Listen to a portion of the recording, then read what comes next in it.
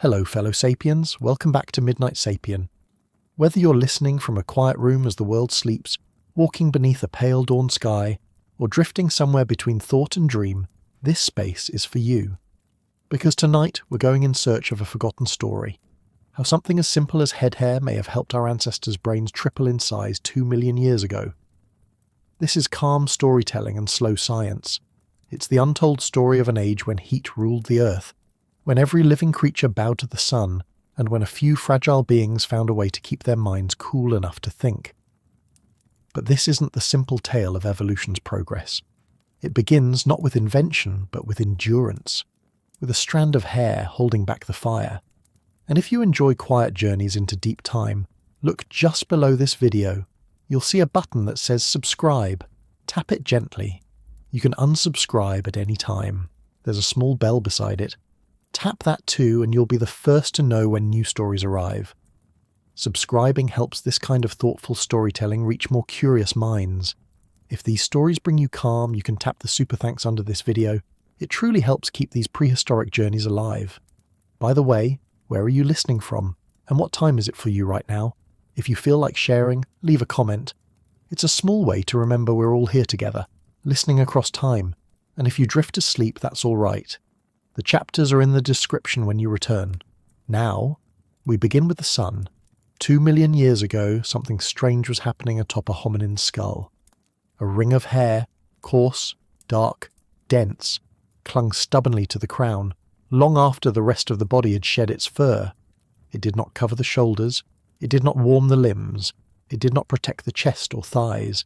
It remained curiously only on the head. Why? This single patch of retained hair may have helped make possible the greatest transformation in the history of the life on Earth, the tripling of the human brain. Not in one leap, not in one lifetime, but across a long arc of fire, sun, and survival. To understand why, we must begin where the heat was highest. We must return to the Earth's open furnace.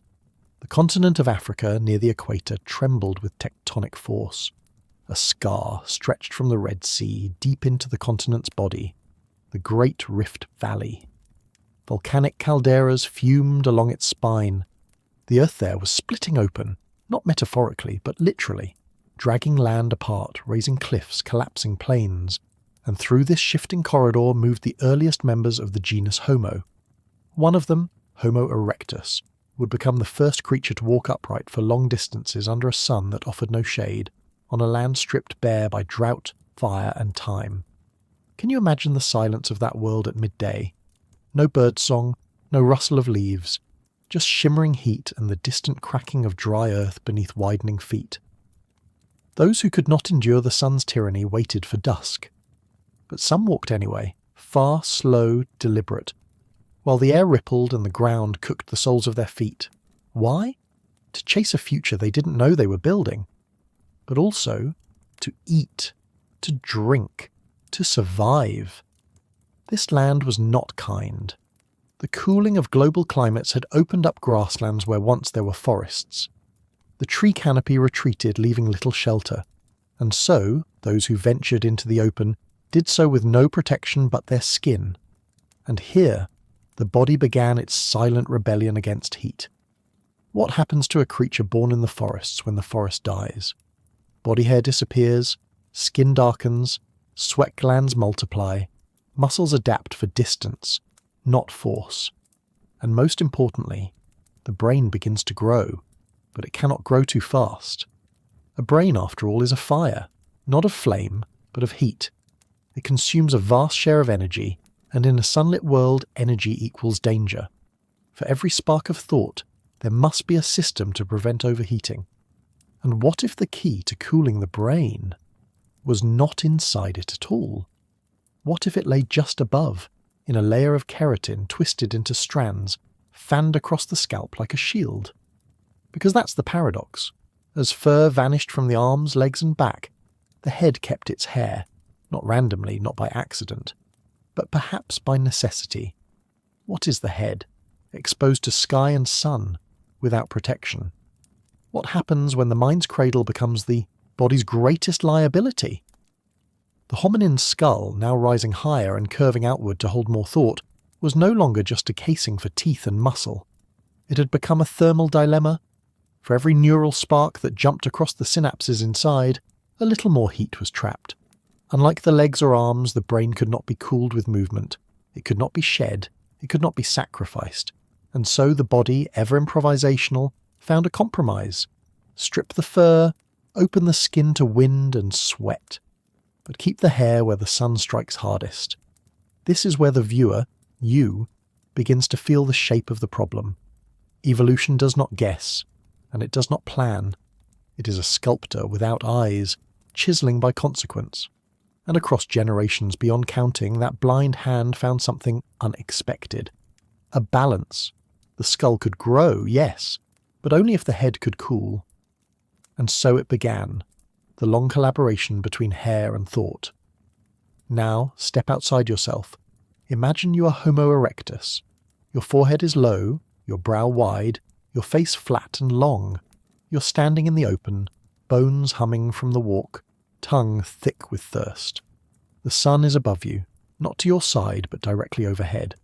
Your shoulders and arms are bare, slick with sweat, shedding heat to the breeze, but your head is hot. The skin there cannot afford to burn. Beneath it lies everything. Planning, memory, the beginnings of language. That scalp must remain cool. Could a thin, wiry canopy of hair, perhaps only a few centimetres long, make the difference? Yes. In fact, it may have made all the difference. Hair does something curious when it is dense and short. It traps a layer of air. Not warmth, but separation. A buffer from direct radiation. It casts micro-shadows on the scalp. It allows wind to pass through and pull away sweat more gradually. And it does so without sealing in heat, as a full coat of fur would. It is the perfect structure for thermoregulation under an equatorial sun. But again, why only the head? The answer, in part, lies in shape.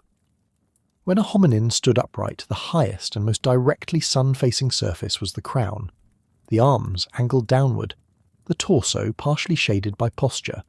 Only the scalp remained exposed for hours at a time without shade, and so the sun, over millennia, became the great sculptor of our uppermost form. Could this explain why our hair did not vanish completely? Could the need to protect an overheating brain, in a being now upright, slow-moving and sunbound, have preserved this single feature while all others fell away? What else might this adaptation have made possible? And if this was the beginning, then what came next? Once the brain began to grow faster than the body could keep pace. The African sun did not care for such questions. It burned without intention, casting its tyranny evenly upon predator and prey alike. Yet only one species would dare to move through, the midday furnace, a bold defiance known as persistence hunting. Long after the lion slept in the shade and the vultures wheeled in silence, Homo erectus walked. Not fast, not strong, but endlessly. They followed tracks. They watched movement. They timed the breath of the antelope, the slowing rhythm of exhaustion. And when the prey collapsed, overcome by heat and time, they approached, not with claws or fangs, but with stone and sweat. This was a strategy that only worked with one trait: cooling. And what cooled the body in motion also had to protect the brain in motion. Endurance hunting was not just a new way to eat. It was a crucible. It selected for lungs, for joints, for rhythm, and for temperature control. Those who could run under the sun without collapse passed on their gifts. And slowly, something astonishing began to happen.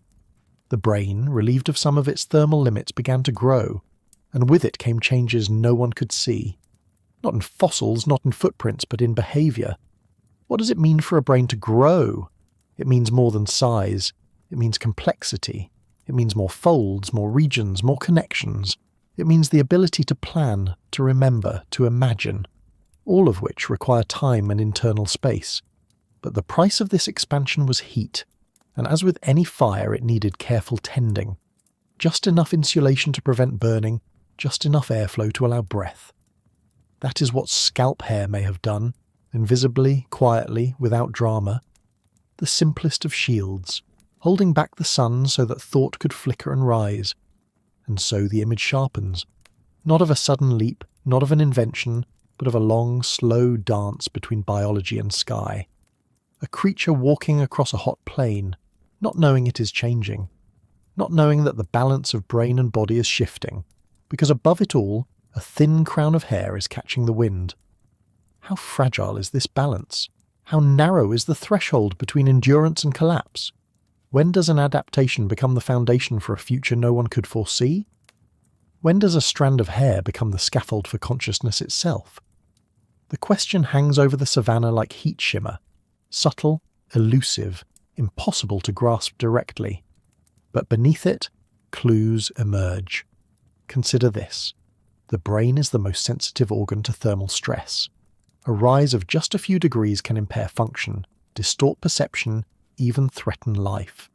And yet, here was a species whose brain was growing larger than that of any primate before it, growing not in spite of the heat, but within it. What shielded that neural architecture? Not armour, not bone, but a sparse canopy of hair, shaped by wind and survival, by selection and sun. It is hard to imagine anything more delicate, and yet, perhaps nothing more powerful. Because this adaptation, this retention of scalp hair, was not simply protective, it was enabling. It granted the brain a wider margin. It gave evolution a little more room to manoeuvre, a buffer, a space in which risk could become reward. And within that space the world changed. Homo erectus began to spread, beyond the Rift Valley, beyond East Africa, into lands unknown. Fossils traced their movement into North Africa, the Levant, and even the distant edges of Asia. They brought with them stone tools, but also something far more precious, a physiology adapted to long journeys beneath the sun, a brain that could endure heat long enough to solve problems, a body designed not to dominate instantly but to last, to continue, to outweight the world, and always, upon the head, the strange persistence of hair. What else might it have signalled? Could it have been the first canvas for identity, a marker of age, of health, of lineage? Could it have been a visible remnant of an invisible battle, between cooling and cognition, between light and life? And as the continents waited in silence, what new thoughts began to take shape beneath this quiet crown?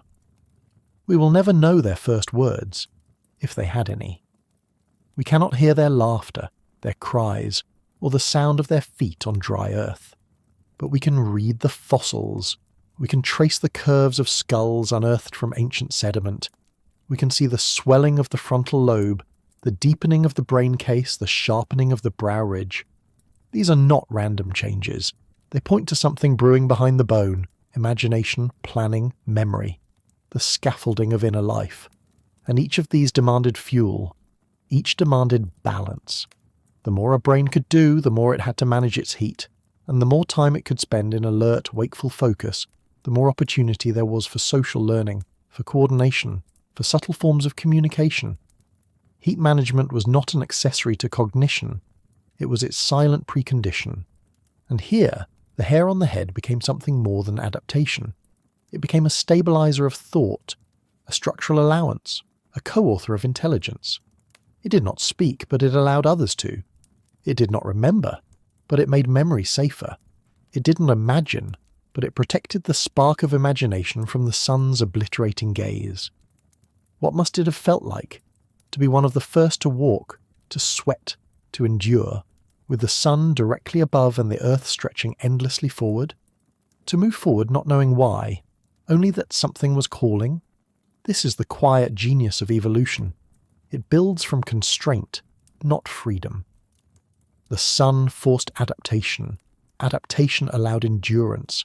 Endurance made thinking possible. And thought, fragile, luminous, overheated thought, required protection. It required shade. It required scalp hair. Not for beauty, not for vanity, but for survival. For the long burn of mind beneath the sky. And so we close this first movement not with a triumph, but with a realization that even the smallest, softest parts of our anatomy can shape the course of deep time. That a thin mat of hair atop a sweating skull was enough to tip the balance, to allow a brain to triple in size, to give rise to tools, to fire, to stories, to memory, to you. What other miracles were born not in flashes of brilliance, but in the slow persistence of flesh beneath the sun? What else have we forgotten that once helped us remember, not for beauty, not for vanity, but for survival, for the long burn of mind beneath the sky? That was the role of hair atop the head. But the body chose another path entirely. It let go, it shed. Across the long span of early human evolution, something almost unheard of took place. Fur, the ancient armour of mammals, was abandoned. Not trimmed, not reduced. Abandoned. Why? It is one of the most startling transformations in the mammalian lineage. To move from a fully furred ancestor, not unlike today's chimpanzees, to the bare-skinned, sun-drenched figure of Homo erectus is not a cosmetic change. It is a physiological gamble. Because for most mammals, fur is protection. Against cold, against insects, against wounds. It is camouflage and signal. It is inherited memory, grown fresh each season.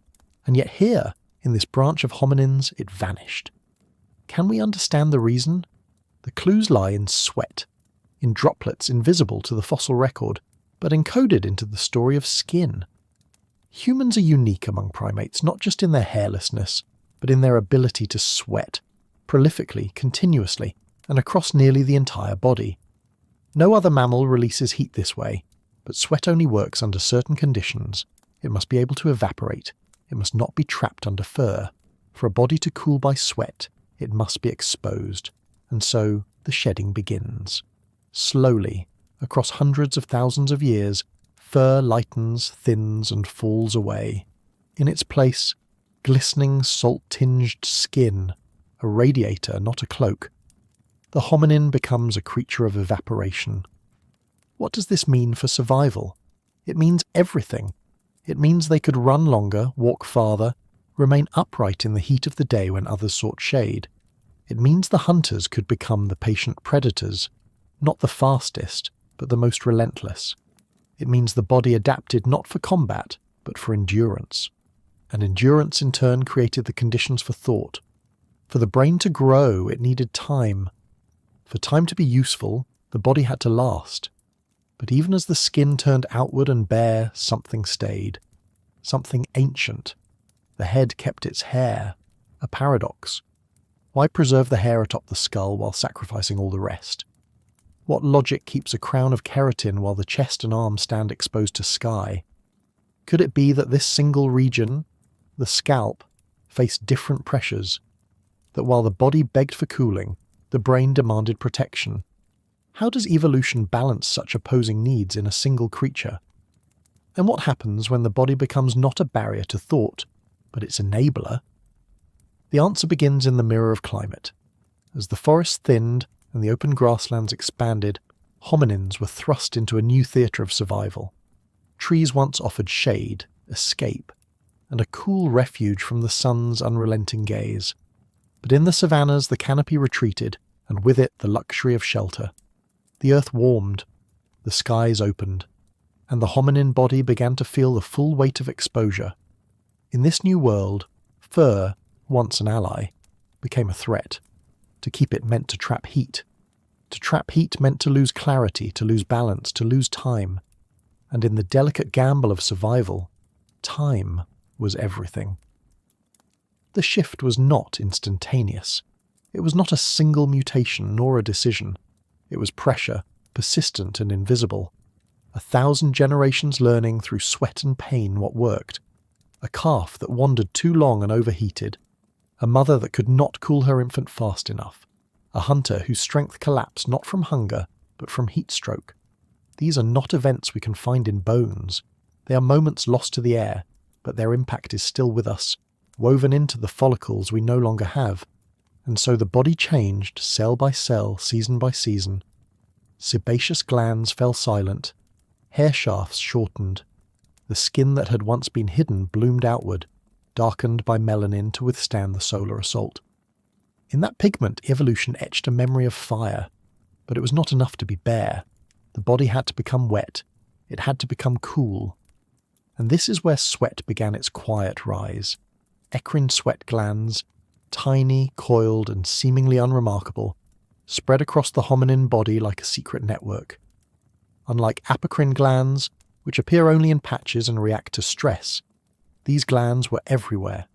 On the back, the legs, the face, the feet. 1,000,000 silent vents, releasing water into the air. But sweat alone is not enough.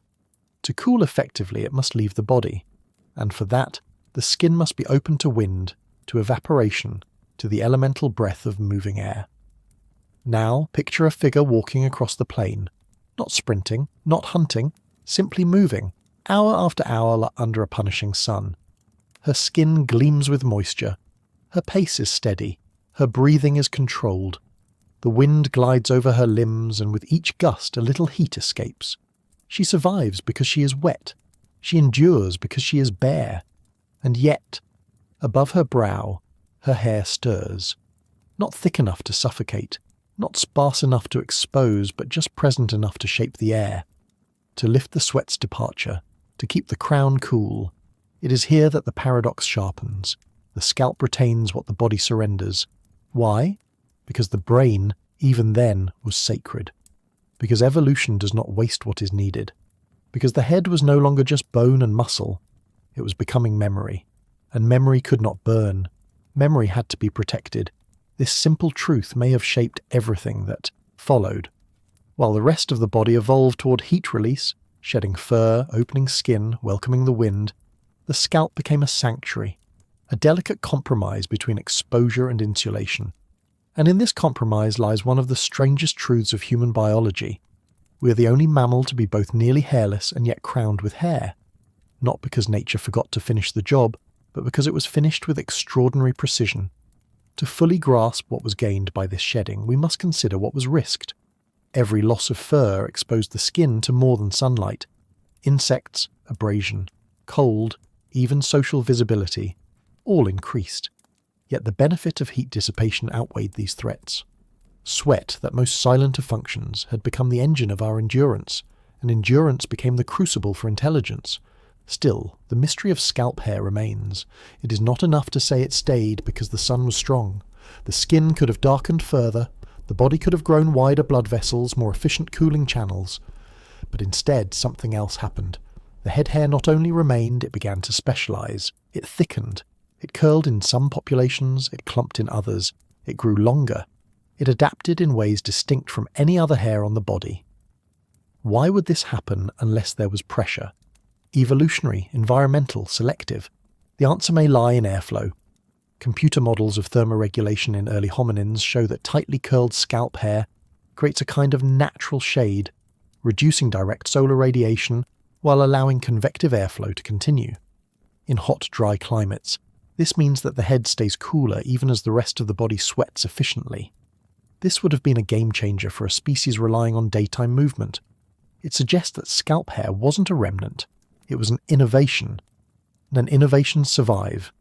What does it mean that a strip of hair may have acted like a structure, a roof, a net, a canopy, allowing the brain to stay within safe thermal limits during the hottest hours of the day?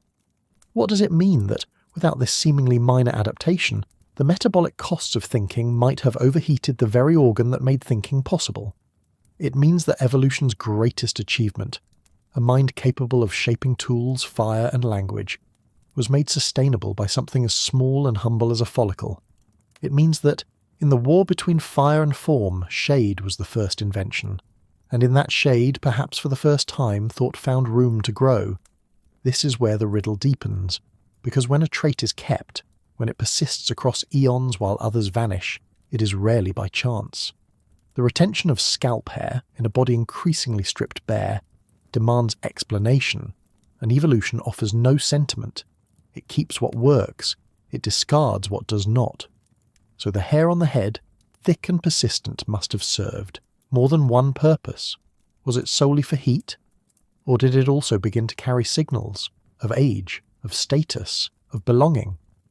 Could hair have been the first visible marker of identity, the earliest medium of self-recognition among kin? These are questions the fossil record cannot answer, but the biology suggests a pathway. Because once the body began selecting for function, other forces joined in. Natural selection, yes, but also sexual selection. The skin, once hidden beneath fur, now bore the imprint of the individual. Scars, scent, hue, And yes, hair. Not just its presence, but its texture, its shape, the way it moved in the wind. These cues may have carried meaning even before language. In this sense, scalp hair became both shield and symbol, a survival tool, and a quiet beacon of recognition. Yet at its core it remained a physiological asset. Consider the infant, cradled against the chest, head exposed to the sun. The scalp hair of both parent and child offering a shared line of defense against overheating. Or the hunter, scanning the horizon with no hat but his biology, his brain sheltered by curls or tufts that softened the sky's impact. These are not speculative moments. They are probable realities etched into the quiet logic of survival. This trait, then, is not cosmetic. It is elemental as breath, as elemental as fire. Because in the deep past, when climate was the enemy and time was the test, those who kept their heads cool kept moving, and those who kept moving passed on their traits. What, then, does it mean for us, the descendants of this shedding, to walk in bodies engineered by absence, shaped not by what was added but by what was lost? What does it mean to be defined not by fur but by skin, not by coat but by circulation? And what ancient wisdom remains, hidden in the quiet curve of the hairline, whispering that our intelligence was never separate from our flesh, but born within it, cooled by it, and crowned by it. The shedding of fur was not a loss. It was an emergence. It marked the moment when the human body stopped hiding from the world and began to engage with it directly, skin to sun, breath to wind. We became open systems, radiant, porous, adaptive. Every droplet of sweat, every breeze that passed across our bare shoulders was part of a feedback loop between body and world. But within this opening, there was one holdout, one last vestige of our mammalian past that refused to fade, the hair atop the head. And it is here that the paradox finds its poetry. For in the very place where the brain, the most metabolically demanding organ, came closest to disaster, evolution placed its final compromise. Not a helmet, not a thick coat, but a measured shade. Hair not to warm, but to balance. Not to conceal, but to enable. This is not the fur of a wolf or the mane of a lion. It is something subtler, a fine-tuned mediator between ancient biology and future possibility. Because as the body surrendered its fur to the fire, it made a deal. The skin would cool the limbs, but the hair would protect the mind. And in that quiet trade, the stage was set for everything to come. For language, for memory, for the slow unfolding of thought across generations. So the next time you lift your hand to your head and feel those strands between your fingers, remember this. You are touching an artifact of a turning point in time, a relic of an ancient decision not made by minds, but which made minds possible. You are touching the last shadow of the mammal you were, and the first signal of the human you became. And what else lies hidden in the body's design, waiting to be remembered, not for how it looks, but for what it allowed us to do? What other clues remain, not in the bones we dig, but in the silence of what was lost, and the quiet persistence of what refused to go? You are touching the last shadow of the mammal you were, and the first signal of the human you became.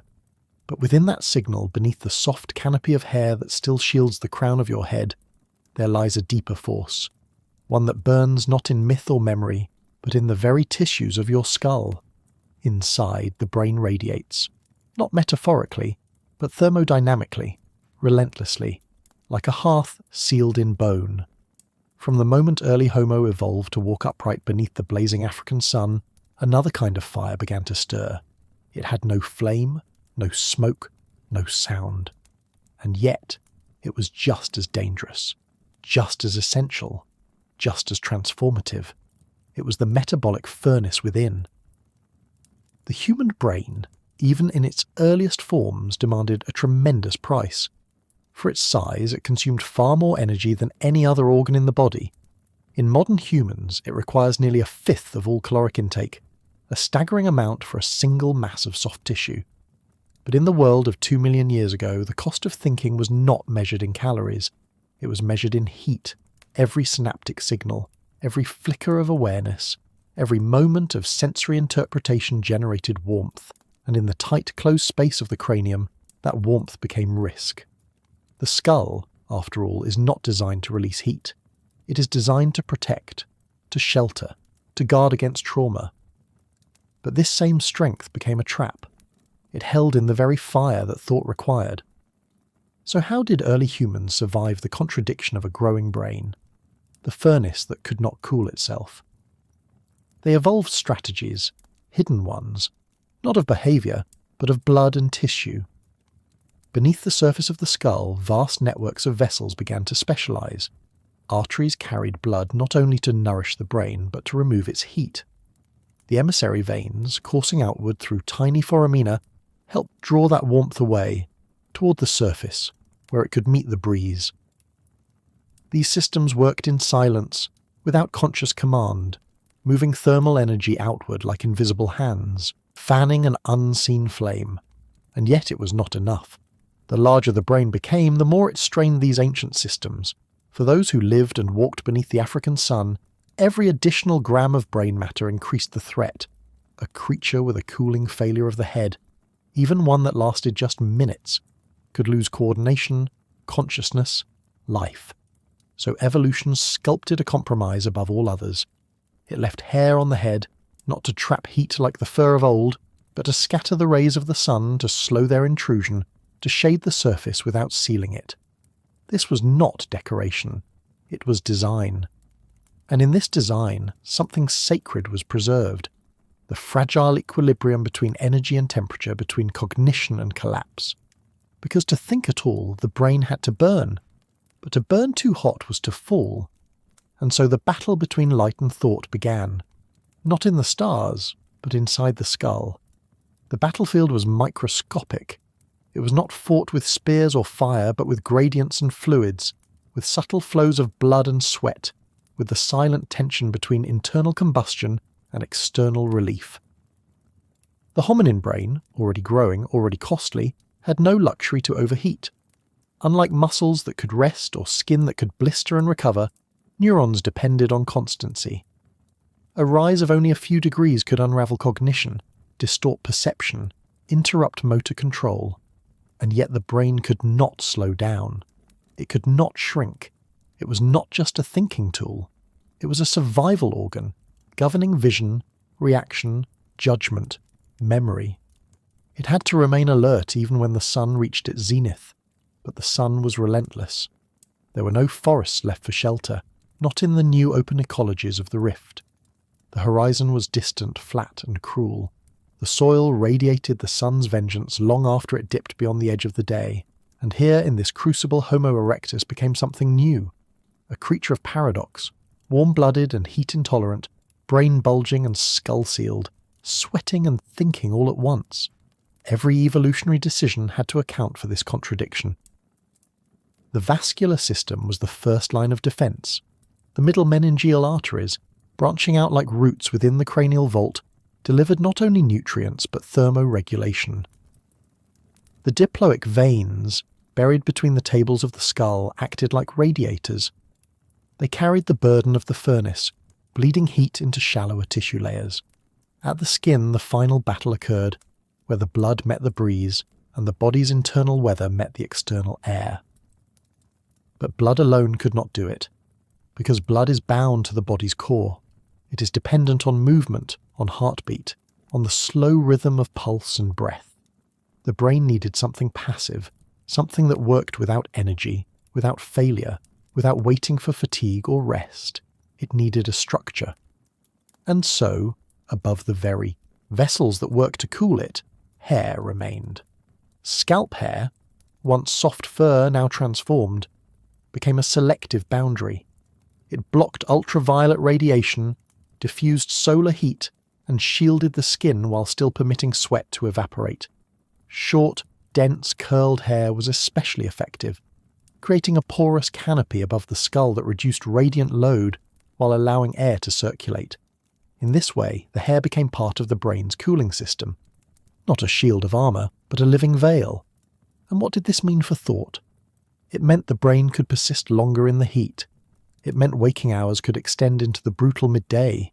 It meant planning, tracking, memory, all fragile processes, were protected just enough to continue. just enough to survive, just enough to evolve. What else changed when the furnace was finally contained, not extinguished, but guided? What new thoughts dared to rise when the heat was no longer fatal but formative? Imagine the moment. A lone figure crossing an endless savanna under a bleached sky. There is no shade, there is no wind, only the silence of distant movement and the soft sound of breath. Yet inside their skull, billions of neurons fire in synchrony, mapping paths, recalling waterholes, predicting where prey might fall from exhaustion. This is not brute instinct. This is foresight. This is calculation. And it happens only because the brain can maintain its balance, only because the fire inside does not consume its vessel. That balance was fragile. For every milliliter of blood flowing past the cortex, for every pulse of heat dissipated through the skin, there had to be resilience, but also precision. It is this precision that separates endurance from collapse, and ultimately survival from extinction. The structure of the human brain gave it immense power. It allowed for modular thinking, for distributed networks of association, for long-term memory and abstraction. But all of these things required energy, and therefore heat. And the skull, shaped by the hard logic of bipedal locomotion, had little room for expansion. There was no external cooling fin, no extended air chamber. Evolution had to work with what it had. So it folded the brain tighter, deeper, into Girian sulci that maximised surface area. And with every fold, more heat was trapped. The only way forward was cooperation between tissue, circulation and environment. And hair became an unlikely partner in that alliance. The scalp is unlike other skin. It is thick, vascular, rich with nerves and glands. But with the presence of dense hair, it becomes more than a surface. It becomes a buffer zone, a mediator between internal flame and external fire. Every strand of hair, dark and coarse, cast a narrow shadow. But together those strands created a textured plane of microclimates. Tiny pockets of slowed radiation and improved evaporation. The hair did not seal the head. It aerated it. It did not cool by itself. It made cooling possible. And this was enough. Enough for the brain to grow larger without boiling itself. Enough for cognitive load to increase without overheating. Enough for evolution to gamble on thought. So the furnace continued, and in its warmth new sparks emerged. Sparks of language, of strategy, of connection. And while none of these traits left marks on stone or bone, they whispered across generations, their legacy imprinted not in artifacts, but in the silence between the heat. What might have been lost if the brain had not found this balance? What futures evaporated in those whose fires burned too bright, too hot, too soon? And what does it mean that our greatest tool, the mind, was born not in safety, but in the constant trial of surviving its own blaze? This is where the narrative of human evolution takes on a deeper texture, not just of adaptation, but of tension. Because to grow a brain of such density, such appetite, such astonishing computational complexity, is to flirt with the limits of biology itself. Nature does not grant such gifts freely. There are costs, trade-offs, and the earliest hominins paid those costs in sweat, in skin, in silence. Their bodies became experiments in thermal equilibrium, their movements became tests of sustainability, and their skulls, domed, thickened, and swelling with potential, became crucibles of thought pressed hard against the limits of heat. But still, the fire did not consume them. Why? Because evolution found not a solution, but a compromise, a system that was never perfect, but sufficient. The hair on the scalp did not cool like a machine. It did not lower temperature with precision. What it did was reduce extremes. It created gradients. It lessened the burden. And in those margins, just a few degrees, the future of cognition was bought. It is strange to consider that the very act of thinking might have depended on the softness of keratin, that the slow rise of abstract reasoning might have required a scaffold not of bone or blood, but of fibres gently lifted by the wind.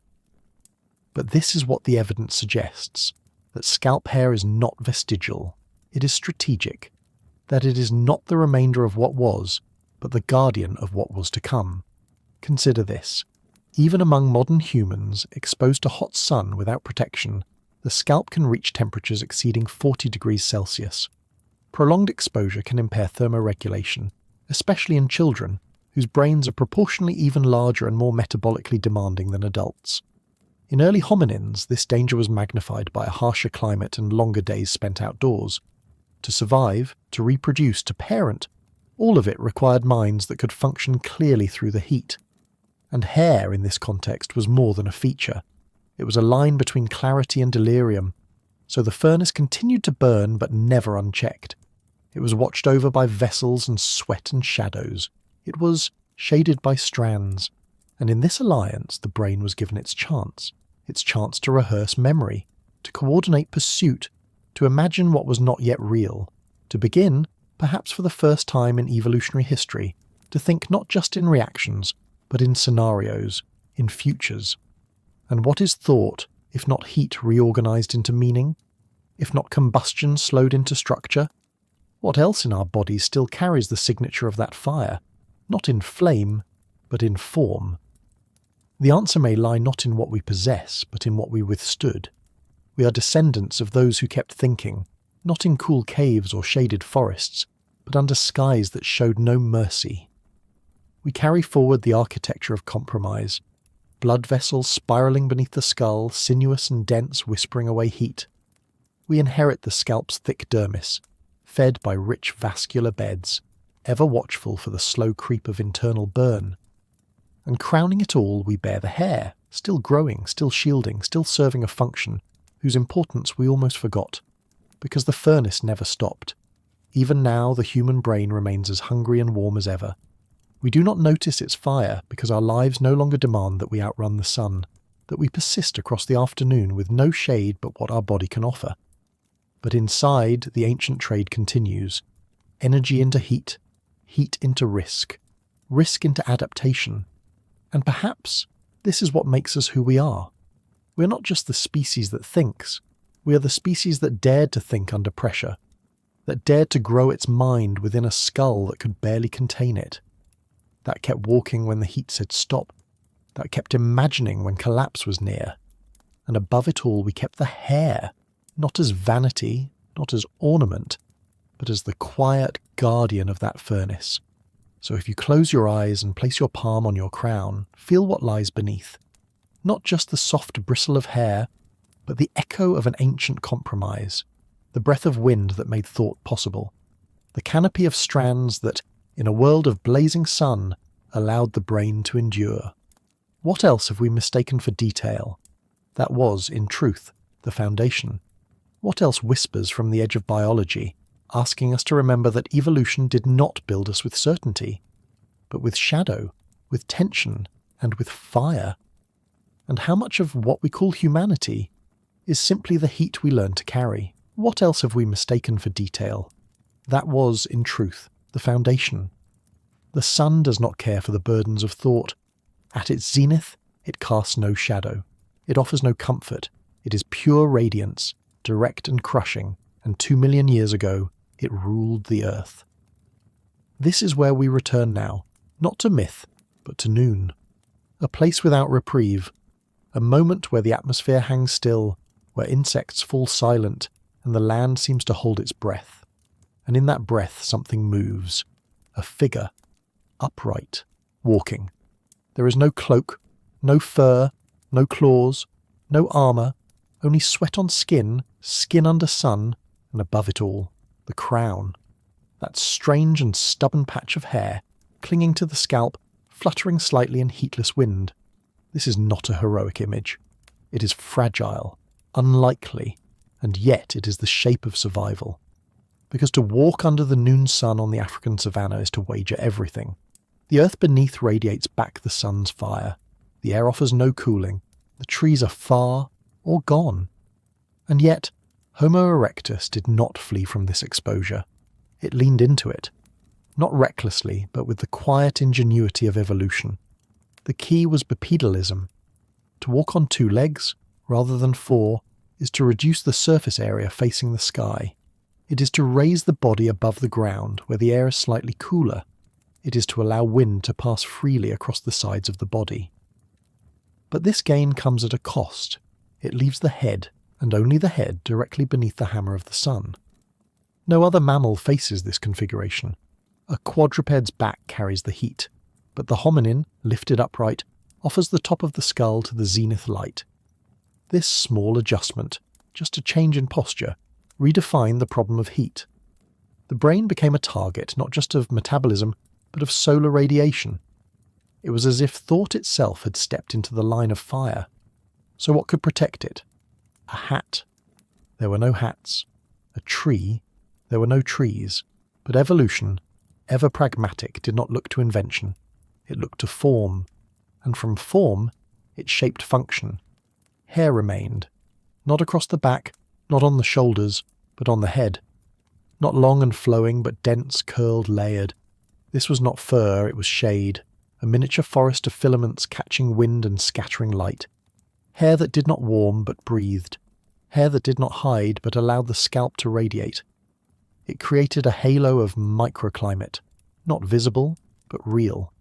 A space between air and skin where the laws of physics could be bent just enough to allow the mind to continue. And in this slim margin, something precious was preserved. Not comfort, not ease, but endurance. The ability to think a little longer, to walk a little farther, to remain conscious when others could not. What else, then, is survival, if not the ability to carry thought through the furnace of the day? The upright walker, crowned in hair, does not know they are a miracle.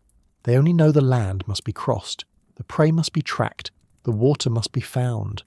And so they move forward, not in defiance of heat, but in conversation with it, managing it, exchanging it, negotiating the fragile terms of existence with every step.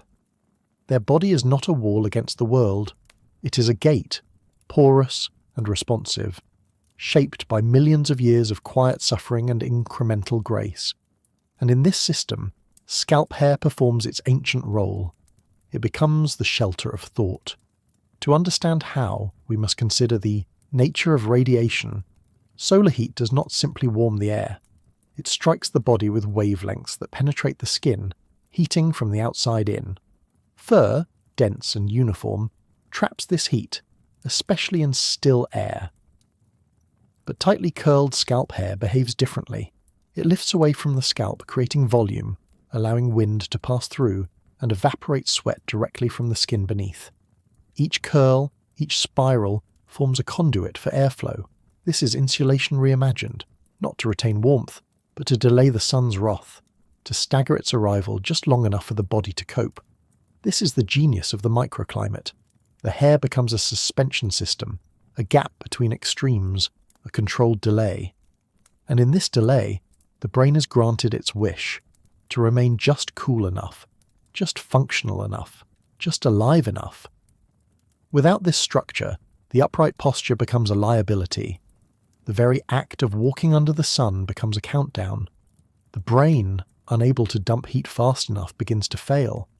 Coordination weakens, vision narrows, judgment falters. Collapse comes quickly and without warning. And in a world without rescue, without water bottles, without shade on demand, collapse means death. So only those who could withstand this pressure, whose hair gave them the slight edge, the extra buffer, passed on their genes. What seems cosmetic to us now may once have been the razor's edge of survival. Imagine two individuals, both upright, both sweating. But one has a crown of tight, dense, lifted hair. The other does not. As the sun climbs higher, their bodies perform equally, but only one maintains cerebral clarity, only one avoids disorientation, only one remains capable of decision. And over the hours this margin widens into destiny. One persists, the other perishes. This is how evolution works, not in grand leaps, but in quiet differentials, not in miracles, but in margins. So what is scalp hair? It is not an ornament. It is not a relic. It is a slow-cooked adaptation, sculpted not by whim, but by physics. It is a structure designed to let the sun pass by without breaking the body, a net of shadows above a fire that must not go out. What else in all our complexity has been hiding in plain sight, not as leftover, but as proof of the pressures we overcame? Because the body of Homo erectus was not just shaped by the terrain beneath its feet, but by the invisible forces above its head. The air, the light, the sun, each of these wrote their demands into the physiology of survival, and among the most powerful of these forces was the sun at noon. That vertical fire did not merely warm the land, it sculpted posture, pigmentation, and pattern. And in one of its most elegant responses, it preserved something ancient, not the full coat, but a selective fragment, a halo of insulation not over the shoulders, but on the crown. This is selective insulation, a strategy so specific, so precise, that it can only be the product of relentless environmental culling.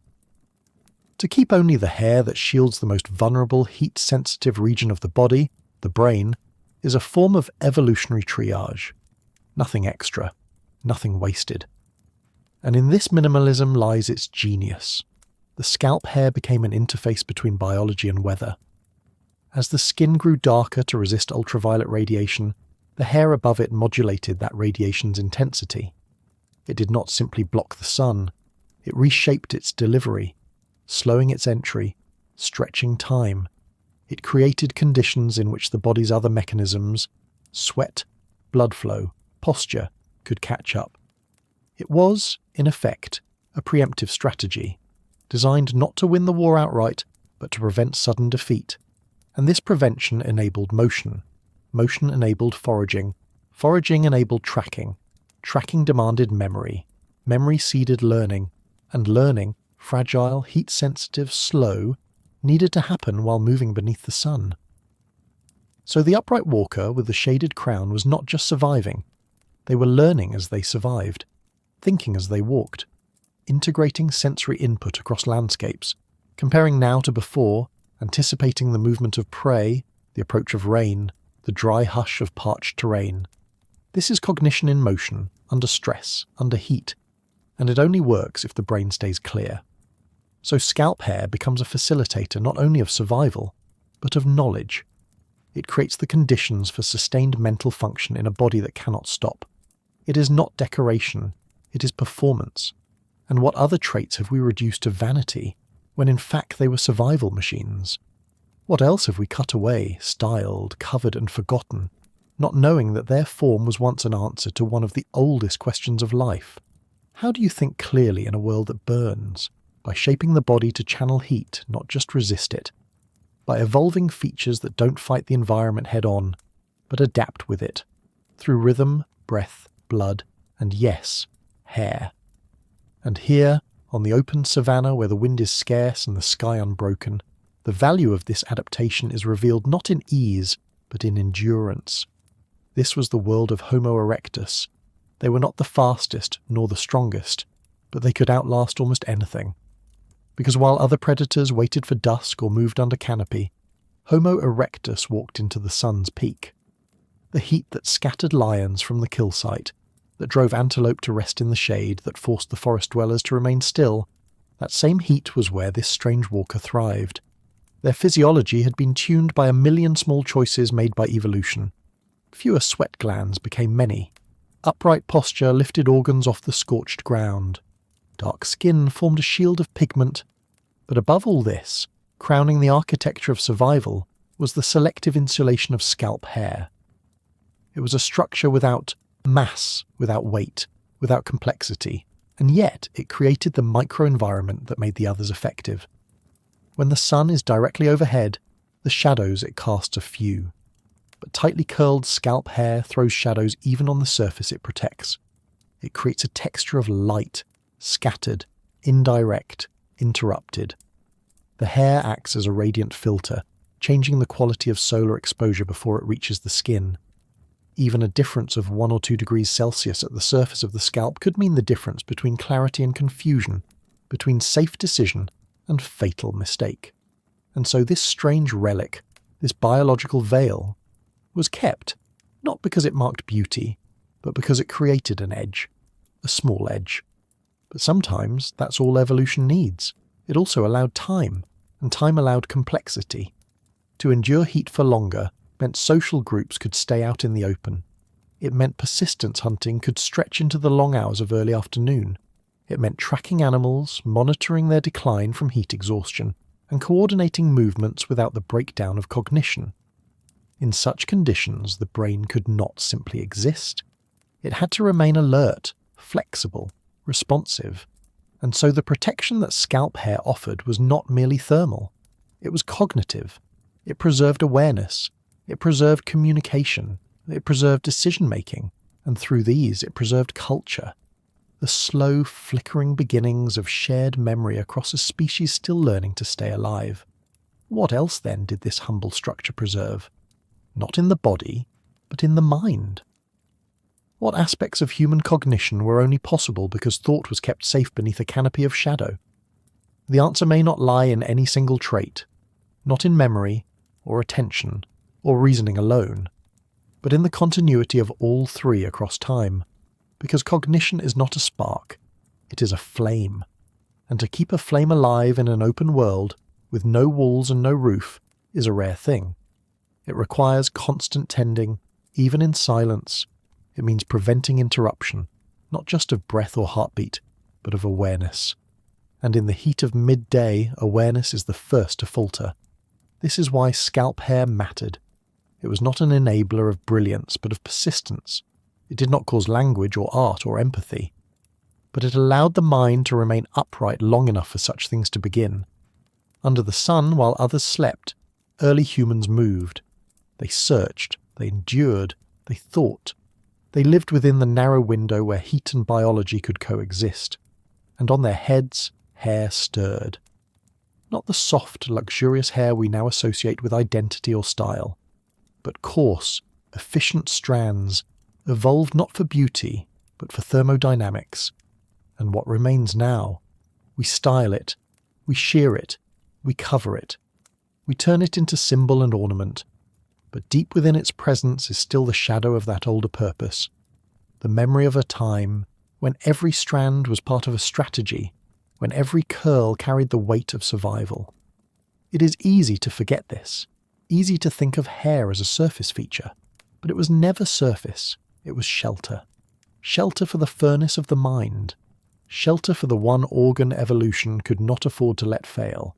And so, when the walker beneath the noon sun tilted their head to scan the horizon, when they searched for movement, water, pattern, their thoughts remained intact because above them the sun was being delayed, fractured, filtered by an architecture older than language. What other stories are hidden not in what we lost, but in what we kept? What silent guardians still dwell within our flesh, asking nothing, and yet holding everything together? Across the open plains, under a sky stretched tight with heat, something stirs that does not sprint, does not lunge, does not strike, but endures. A pursuit begins not with speed, but with patience. And in that patience, a new kind of predator is born, not of claws nor fangs, but of breath, sweat, and thought.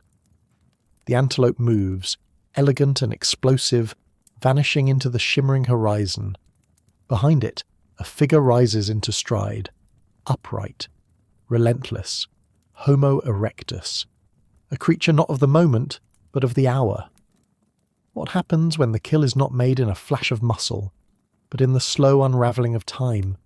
This is the landscape of persistence hunting, a strategy that would seem absurd to any other predator, to chase prey not with the power to overcome it quickly, but with the resolve to follow it until exhaustion does what the body alone cannot. The earliest humans did not win the hunt by being stronger or faster. They won it by surviving longer in the pursuit itself. And this seemingly impossible feat was made possible by the body's quiet revolutions, none more vital than the ability to shed heat. To run under the sun is to ignite an internal fire that threatens the very organ doing the thinking. But Homo erectus was no ordinary runner.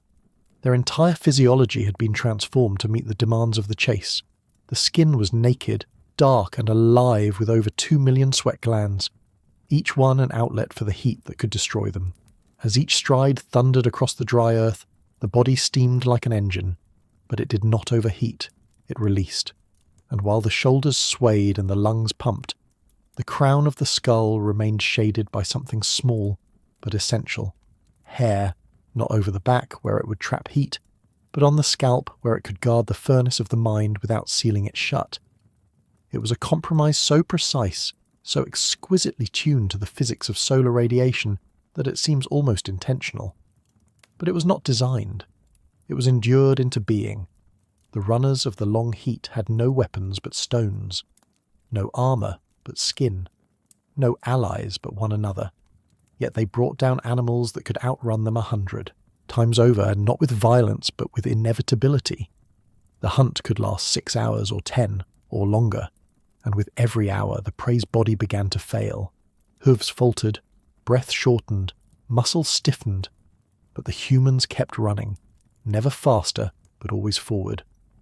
This was not just a physical feat, it was mental. It required memory, prediction, the reading of signs, cracked soil, disturbed brush, a faint shimmer of movement beyond the grass. It required endurance of mind, not just body. And that endurance was only possible if the brain remained cool, stable, alert. What does it mean that intelligence itself may have emerged not in the stillness of the cave, but in the motion of the hunt? To follow prey over vast distances is not merely an act of physical exertion. It is a choreography of decisions made in real time, over shifting terrain, under searing light. The prey might turn, double back, vanish into a gully, or disappear behind a crest of dry land. The hunter must track not just the animal's footprints, but its intention. Where would it go to cool? Where would it turn when tired? The brain becomes not only a centre of command, but a simulator of possibility, and this function cannot survive a boiling skull. The heat of the savannah was unrelenting, and the pursuit happened under its full weight. The sun bore down directly overhead. There was no shelter, no break.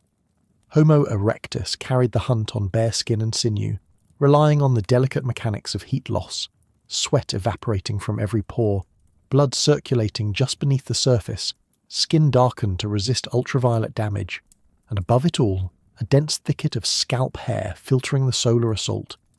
Each component of this system mattered. Lose the sweat, and the body would overheat. Lose the scalp hair, and the brain, the fragile pilot of the whole operation, would begin to fail. And when the brain fails, thought unravels. The chase breaks down, confusion replaces precision, muscles remain strong but the will behind them falters.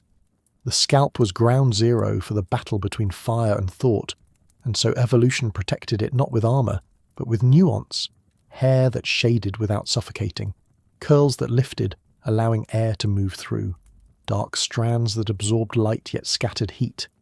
This was not fur. It was a living instrument of thermoregulation, a compromise that allowed the mind to remain lit but not consumed. And as the hours passed and the prey weakened, something remarkable happened in the minds of the hunters. A shift. Not just the drive to kill, but the awareness of working together.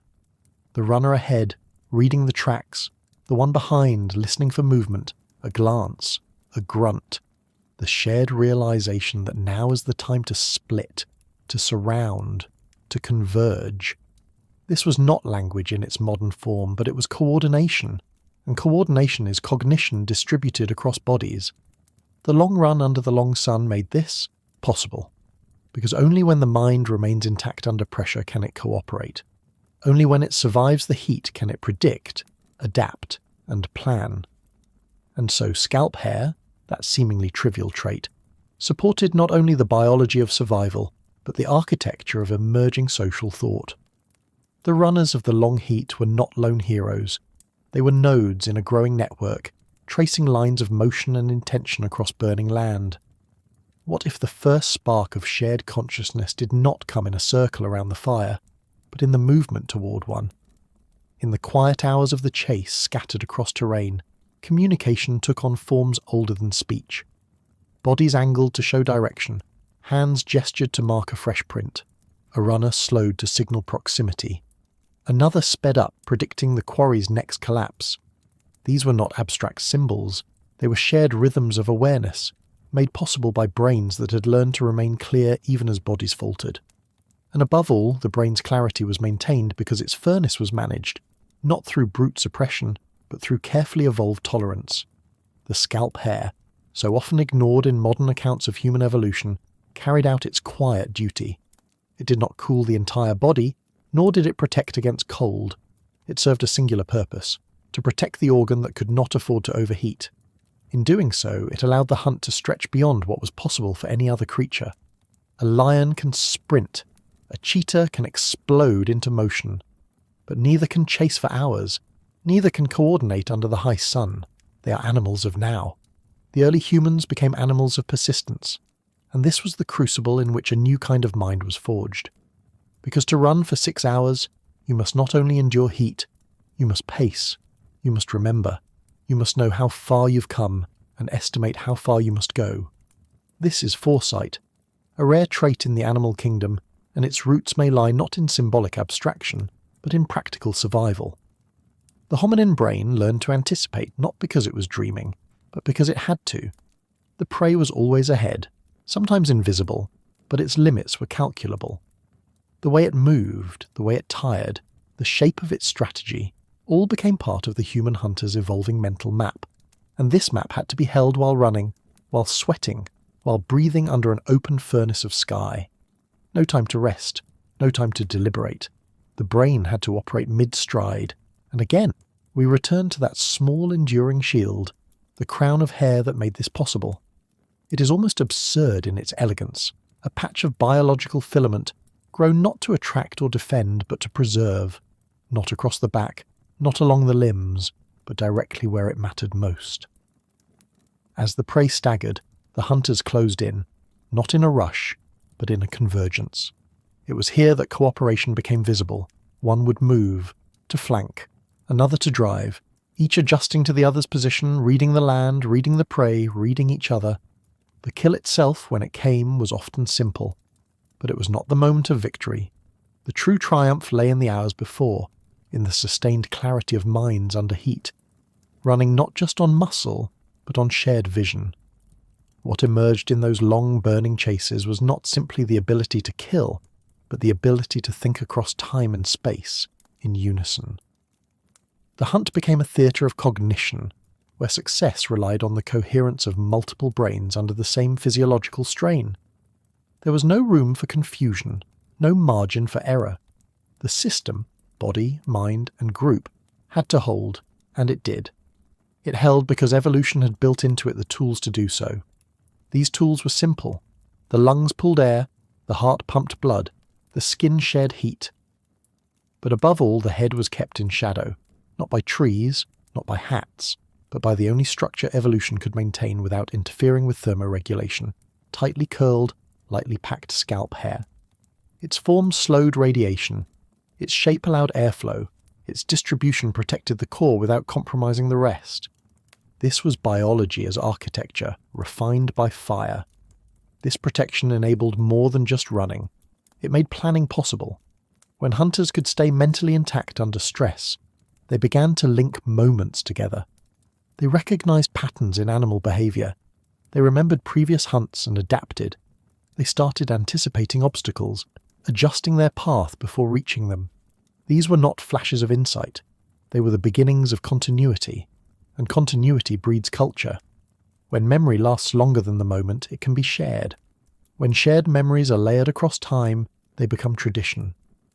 And though the first traditions may have been simple, a favoured path, a gesture meaning here, a method of circling prey, they marked a turning point. This was not instinct. It was invention, carried in breath, stride, and glance. And again, it was made possible not in spite of the sun, but because of the ability to endure it. Endurance hunting required long-term attention. It demanded the suppression of distraction, the rejection of fatigue, the conservation of effort. These are cognitive traits, not merely physical ones, and they had to emerge under the stress of exposure. The brain, as it grew in size and complexity, also became more metabolically intense. Cooling it became harder. Every additional gram of grey matter brought heat risk. So for the brain to grow, the body had to make room, not just structurally, but thermally. Scalp hair allowed that room. It may seem minor, but it was enough. Enough to tip the balance. Enough to make thought sustainable. Enough to hold the edges of a growing mind long enough for cooperation to bloom. What if the brain size wasn't merely allowed by cooling, but demanded it? What if the hair above us isn't just a relic, but the very condition that allowed intelligence to rise under the sky, rather than be confined to the shadows? Because as Homo erectus tracked its prey across the furnace of the earth, something more than the body was evolving. The mind was stretching forward, integrating movement, memory, coordination, and foresight into a single coherent act. Not just chase, not just survival, but a kind of rehearsal for complexity. A dance of planning that had no conductor, only rhythm. As groups coordinated across these brutal hunts, relationships deepened. Not just through language, that would come later, but through trust, attention, and synchronicity. Who could be relied upon to track? Who had the memory of the terrain? Who tired slower? These judgments were not etched in stories, but in the invisible mathematics of shared survival. And this social awareness, fragile yet vital, required one thing above all else, that the brain stay clear. If the fire in the mind had flared too hot, if overheating had dimmed memory, dulled judgment or fractured attention, the social fabric would have torn, the hunt would fail, bonds would break, but it didn't, it held. Because something as small and silent as scalp hair stood between cognition and collapse. So when we look at the fossil record and marvel at the increase in cranial volume, when we imagine the cognitive leap that birthed our lineage, perhaps we should also imagine the run. Not the run from danger, but the run toward a goal, across dust, through heat, beneath an indifferent sun. And above all, we must imagine that delicate structure guarding it all, the canopy of thought. We are used to celebrating brawn and spark in evolutionary stories. We look for the big events, fire, tools, language. But maybe endurance was the deeper engine. Maybe the act of keeping going, of outlasting, demanded a kind of mind that could hold its shape for hours, not moments. That kind of mind doesn't emerge in rest. It emerges in pursuit, in rhythm, in heat. And so the earliest acts of human genius may not have been invention, but perseverance. The willingness to run into the sun and think while doing it. And perhaps, if we listen carefully to the wind that moves through our own hair, we can hear the echo of those footsteps.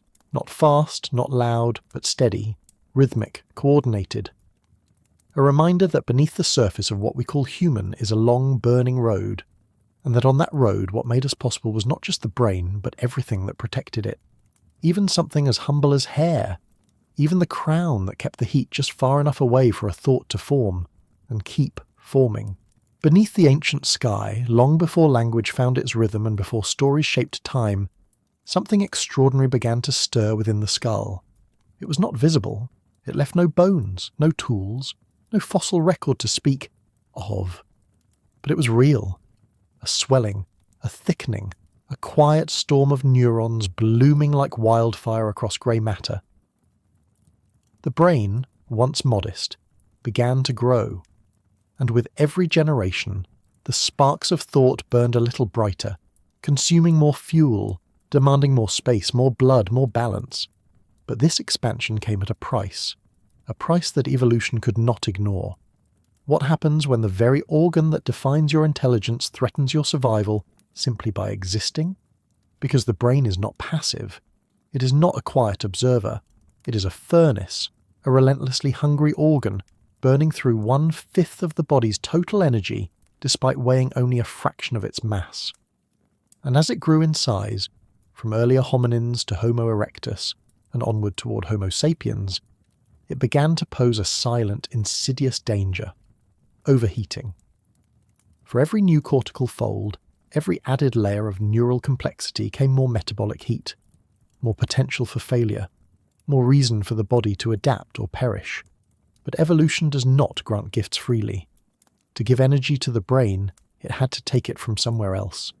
And what it took, slowly, imperceptibly, was muscle. The trade-off was brutal but necessary. Less brute strength, more cognition. Less explosive power, more planning. We did not become both brawny and brilliant. We became, slowly, deliberately, thinkers at the cost of might. And yet, thinking alone was not enough. For every advantage thought provided, it introduced new vulnerabilities. Because a bigger brain meant a greater risk of thermal collapse. And the hotter the environment, the greater the pressure to solve this paradox, to keep the brain functioning without letting it melt itself from the inside. There was no turning back. The brain had begun its expansion, and biology had to find a way to support it, even as the cranium itself became a crucible. How then does a creature survive with a head full of fire? The answer was not a single adaptation, but a delicate orchestration. Blood vessels grew more intricate, circulating through the scalp to shuttle heat away from the cortex. Skull shape adjusted to increase surface area. Sweat glands flourished. And in one of the most curious evolutions of all, the hair atop the skull was not lost like the rest of the body's fur, but retained, transformed and fine-tuned into a selective barrier. Not a blanket, but a sieve. Not for warmth, but for balance. Hair that could shield the sun's rays without trapping the heat beneath. So much depended on keeping the brain just cool enough, not cold, not sluggish, but on the razor's edge of function and failure. What does it mean that the very architecture of intelligence required scaffolding not only within the skull, but above it? In the long sweep of evolutionary time, this question reframes our understanding of what it means to be human. Intelligence did not arise in isolation. It was not conjured into being by chance, or necessity alone. It was sculpted, coaxed, and in many ways permitted by the body's ability to host it safely. Because thought is not light, it is heat, and before the brain could reason, remember, or imagine, it had to survive its own intensity. The growing brain brought more than cognition. It brought thermal strain. With each additional fold of cortex came more vascular demand, more glucose burned, more waste heat produced. And for hominins already walking upright under a punishing sun, the consequences were immediate. The head, perched high above the heart, became a site of dangerous exposure. The very organ that had made survival more strategic, more social, more flexible, now risked collapse every time the midday hunt began.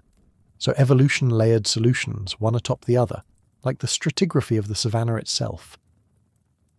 Beneath the surface, the circulatory system became a cooling lattice, rich with arterial networks that acted as heat sinks. Blood moving through the scalp carried warmth away from the skull's inner chamber. Each heartbeat was not just a pulse of life, but a small exhale of fire. Still, this was not enough. Because the skull's surface, exposed directly to solar radiation, remained vulnerable.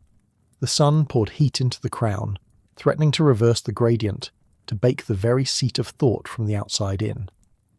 This is where scalp hair enters the story not as a footnote, but as an essential protagonist. It did not evolve for aesthetics. It did not serve camouflage. It was not retained as a vestige of some ancestral pelt. Scalp hair persisted because it performed a very specific function in a very specific context. It allowed the brain to grow without overheating.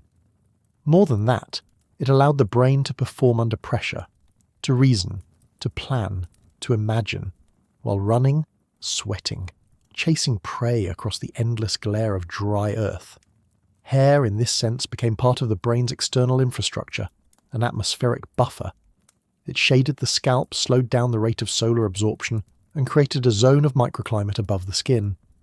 With each breath and step, the runner's mind stayed intact, not just because of internal regulation, but because of this thin, porous canopy of keratin that intercepted the sun's wrath. And so, the brain's expansion was not just an internal triumph. It was an ecological event, one that had to be supported by environmental engineering, using the materials of the body itself, even something as humble as hair. What if the size of our minds was never just a measure of intelligence, but a reflection of how well our bodies could manage the fire it carried within? This fire, the metaphorical and literal combustion of life-sustaining energy, is easy to overlook in modern times, when comfort and shelter separate us from the raw demands of thermoregulation. But in the Pleistocene, where early humans carved out existence on the plains of eastern and southern Africa, no such insulation existed. The body, exposed and moving, was always balancing on a knife's edge. Too much heat, and the mind faltered. Too little fuel, and the body failed. Every function was a negotiation. The brain, though masterful in what it enabled, was also a tyrant in what it required. It demanded not only energy, but constant thermal stability. A core temperature just a few degrees too high would begin to degrade performance, memory, attention, coordination, and at its extremes, death would follow. This created a paradox. The brain made humans more adaptable, but it made them more fragile. The more it grew, the more carefully it had to be protected. The solution was never one thing, but a symphony of changes. Bipedalism had already altered the body's exposure profile, reducing the area that absorbed direct sunlight. The skin had darkened, rich with melanin, to deflect UV damage and manage solar gain. Sweat glands proliferated, a vast landscape of evaporative cooling laid across the body's surface. But above all this, literally and functionally, scalp hair remained. It was not sleek like the fur of a mammal built for warmth, nor dense like that of those designed for camouflage. It was something else. Structured, coiled, loosely packed. These properties mattered. Tightly curled hair lifted away from the scalp, creating space for air to flow. It reduced radiant heat from the sun while allowing the heat from within to escape. It was not a sealed dome, but a breathable barrier, a shield that did not trap, a cover that did not close. In this sense, it played a role similar to that of ancient dwellings, structures built not to eliminate temperature but to manage its movement.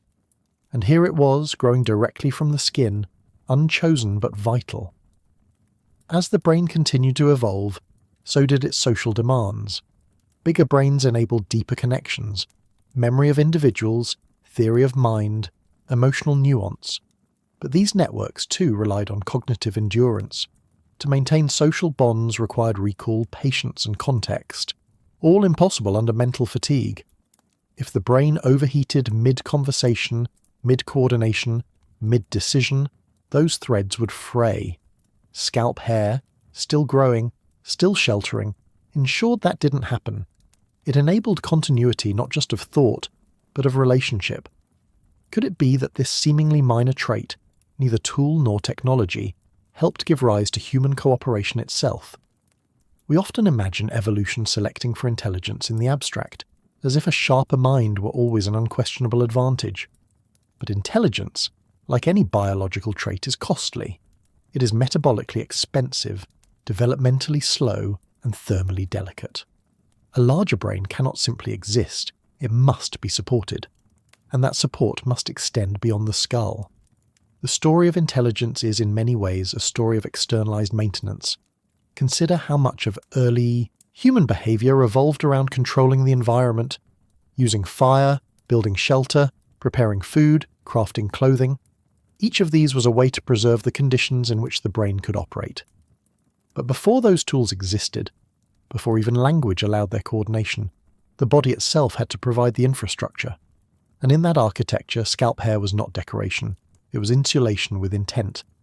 By preserving the mind's thermal balance, hair atop the head enabled longer periods of wakeful cognition, longer hunts, longer vigilance, longer problem-solving, and eventually longer conversations. The mind could now think beyond the immediate, not just in time, but in relationship.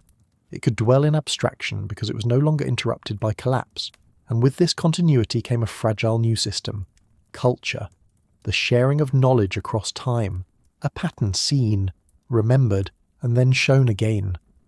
Culture was not just a byproduct of intelligence, it was an emergent structure held aloft by the body's capacity to host long, stable thought.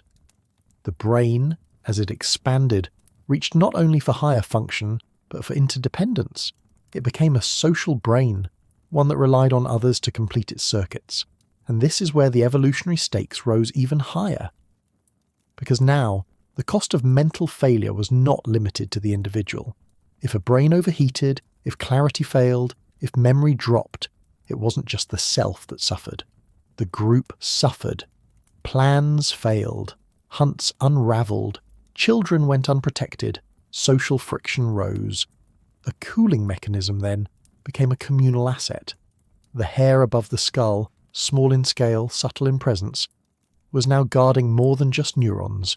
It was guarding networks of trust, layers of instruction, unspoken forms of awareness. It was the silent scaffolding that let culture stand upright beside the body that birthed it.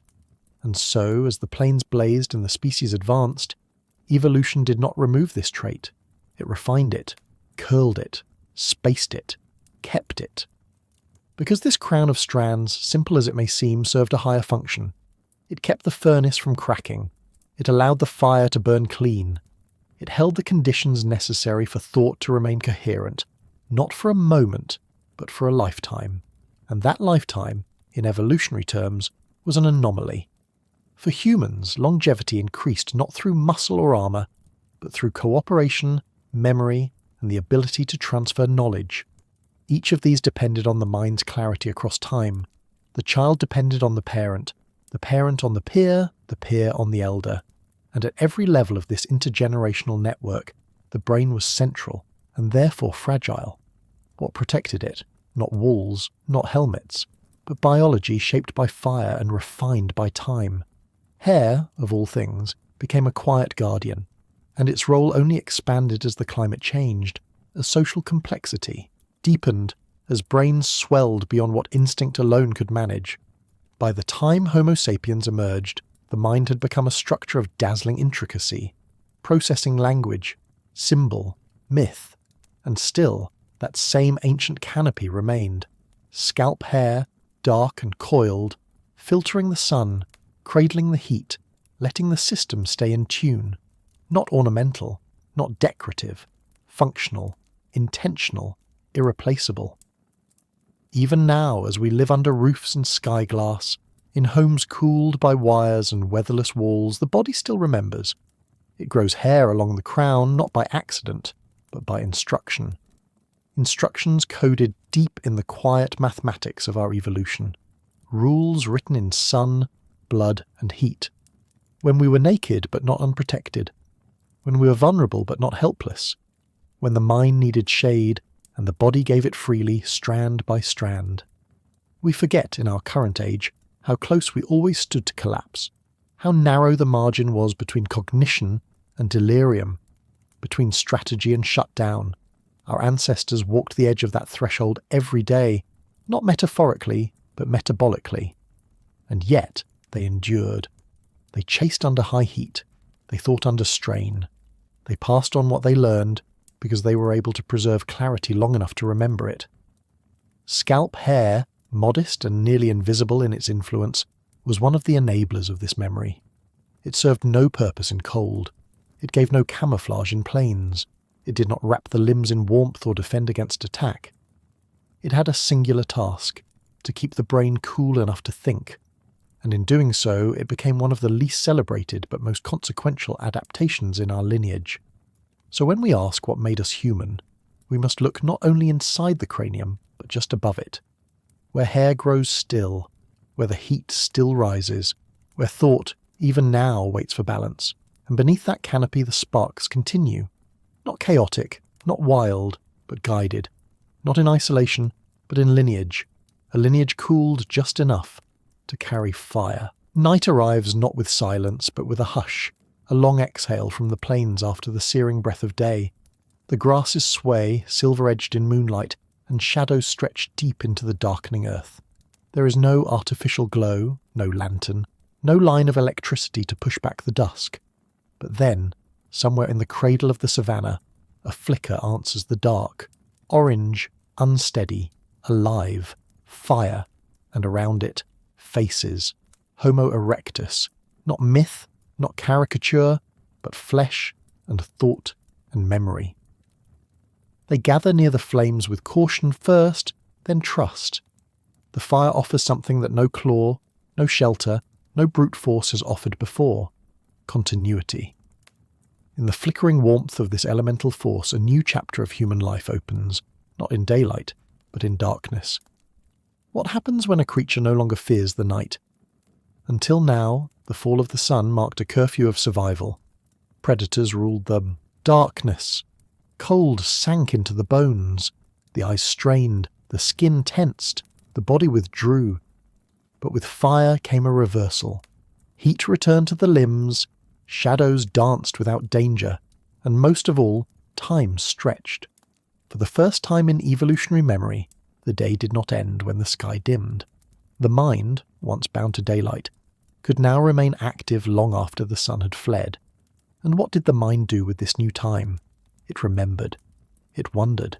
It began to hold thoughts beyond the moment. Fire made space for reflection, not in silence, but in flickering conversation, in gestures cast against the earth. in glances across the circle of light, and above those glances, hair shimmered in the glow, not burning, not consumed, but lit by the very thing that sustained it. The head remained warm. The thoughts stayed whole. The flame was no longer just heat. It was protection. It was invitation. It was a mirror of the mind itself, flickering, growing, needing fuel, offering vision. But this vision had consequences. Fire changed not only how humans survived, but where they could go, and how they belonged to a place. It warded off the cold. It held predators at bay. It allowed food to be cooked, softened, shared. These were ecological revolutions, no longer entirely bound to diurnal rhythms, no longer confined to the limits of raw digestion. Hominins expanded into new climates, into new diets, into new nights. Yet amid these grand shifts, something smaller flickered as well. A shift in how the brain itself was preserved, because night is cold, and a cold brain is a slowed brain. Fire at night was not only comfort, it was performance. It kept the blood warm enough to flow freely through the mind. It kept memory flexible. It let the systems of cognition run smoothly, even as the body rested, even as the world darkened. What do you become when your thoughts no longer sleep with the sun? This question shaped the very path of human evolution. Fire, unlike any tool before it, did not simply change behaviour, it changed time. It created a buffer between the body and the elements, yes, but more importantly it carved out a new dimension in which the mind could unfold. The day no longer ended with darkness. With fire there came twilight hours of wakefulness where the body rested but the mind remained upright, alert, unfolding. This was not idle wakefulness, it was social. Fire gathered bodies close, out of necessity, yes, for warmth, but also for what warmth permitted: conversation, gesture, laughter, planning. In these hours, the hominin brain, already swelling across generations, found a new stage on which to perform. The space around the flames became the first amphitheatre of thought. Memory was shared, experiences were reviewed. The young watched the old. The old passed down impressions. These were not yet myths, but they were the bones of myth. Fire prolonged attention. And with prolonged attention came deeper understanding. And at the centre of this understanding was the head, the glowing silhouette of the human crown, rimmed in strands of hair lit by dancing light. It was not symbolic then, not yet, but it was real. The hair remained dry while the air cooled. It trapped warmth. It reduced radiant loss. The scalp, hosting the most delicate machinery of us all, was spared the nightly plunge in temperature. And because of this, the brain kept thinking. We must remember the ecological violence of cold. At night, on open grasslands, temperatures dropped sharply. Without fire, the body stiffened, the mind dulled, errors multiplied. But gathered around the hearth, the communal body buffered the individual. Heat radiated between flesh and flame. And for the first time in the lineage of upright apes, there was something like a village, however small, however flickering. This thermal sanctuary allowed Homo erectus to stay active longer, and the longer they stayed active, the more fire itself evolved, not in its chemistry, but in its meaning. It was no longer just ignition, it became rhythm. The lighting of fire marked the start of social night. It was a beginning, not an end. And night, in turn, revealed things the day could not. In darkness, the voice became more important. Gesture slowed. The brain, now warmed, could linger on subtleties, could interpret pauses, could track the emotional resonance of sound. Empathy deepened here, not only in the light of recognition, but in the shadow of attention. In this way, fire lit more than the ground. It lit the next layer of cognition. And the scalp, cradled beneath strands warmed by this shared heat, became the quiet stage on which these late thoughts gathered. Protected, nourished, made radiant by firelight, the brain no longer belonged to the day alone. This shift may seem subtle, even poetic, but it was revolutionary. For the first time, human consciousness operated across two worlds, the visible and the veiled. The daytime mind moved through action, through pursuit, foraging, vigilance. But the nighttime mind lingered. It reflected. It rehearsed. It built bridges between moments, and that bridge was supported by fire. With this came a new ecological reality. Fire was not portable, not yet. It anchored. It demanded tending.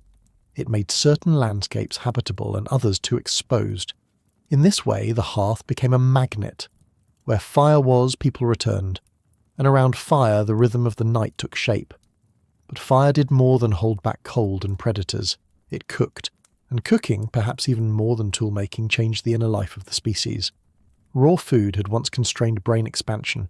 Chewing took hours, digestion consumed energy, nutrients passed unclaimed. But with fire, food softened. Roots became edible, meat grew safe, digestion accelerated, and with that, energy surged toward the brain.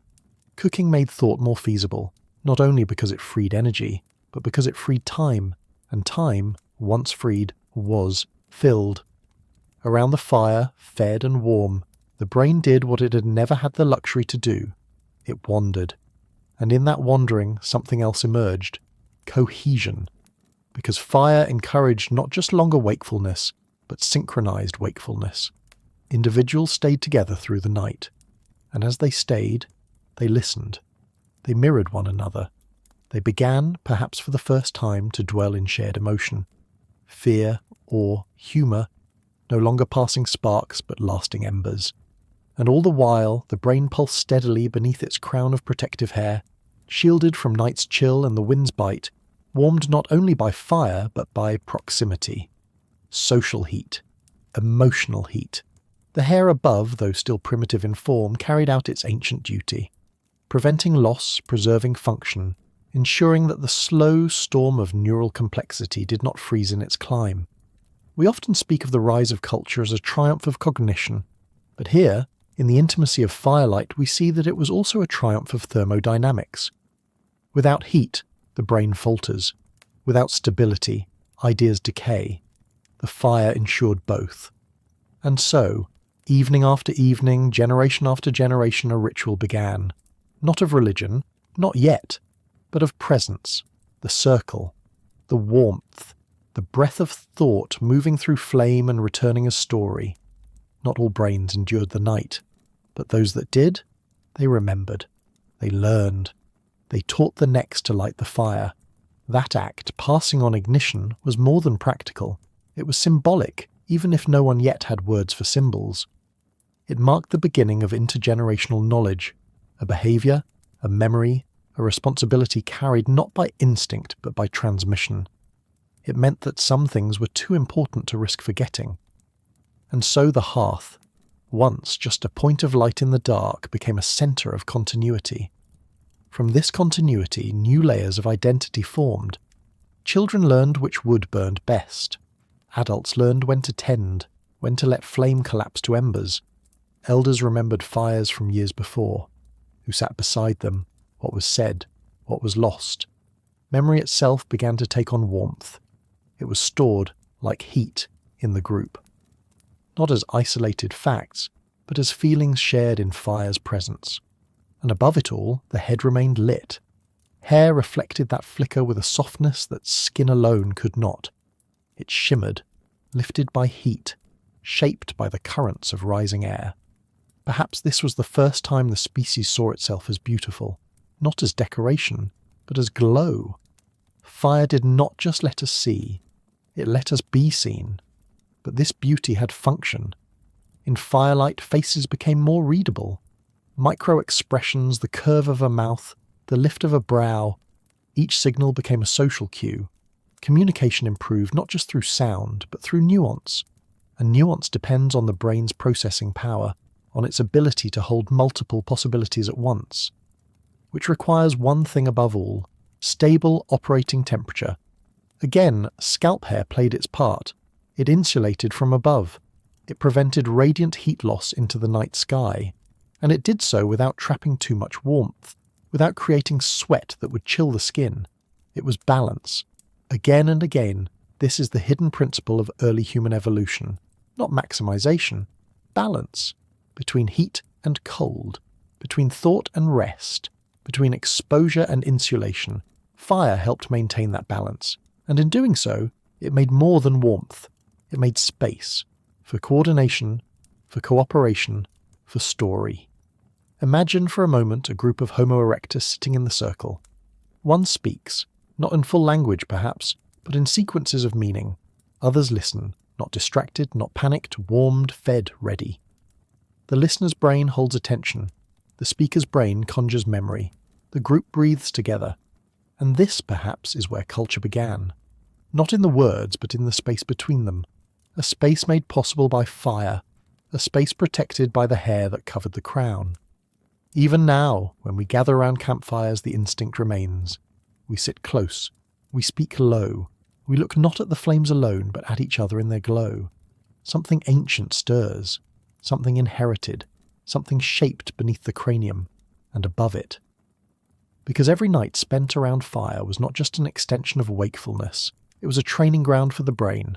The hippocampus, responsible for memory consolidation, flourished in this nocturnal rhythm. Emotional centres, no longer hijacked by cold or fear, could soften into nuance. The prefrontal cortex, still rudimentary, began to link cause with consequence. And under it all, like a hood of balance, the crown of the head stayed warm, shielded, constant. This constant mattered more than we might imagine.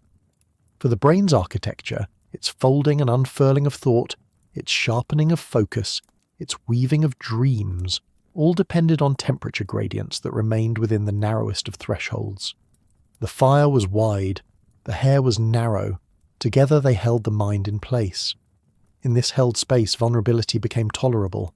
One could close their eyes near others, one could share food, one could speak without looking over their shoulder. These acts of trust were not born in the chase or the climb, but in the flickering dusk. The night, once feared, became a rehearsal room for society. And society changed everything. It allowed complexity to compound. Ideas layered. Roles emerged. Memory ceased being just survival. It became identity. All of it lit by fire. All of it protected by a thin, resilient veil of hair that still grows on every human head, no matter how modern we believe ourselves to be. So the next time you see it, the ring of faces bathed in firelight, the rise of steam from skin, the shadows dancing just behind thought, remember, this is not performance. This is memory. This is ancestry. This is biology made, luminous. And it all began when the mind, cradled in warmth, dared to stay awake, just a little longer.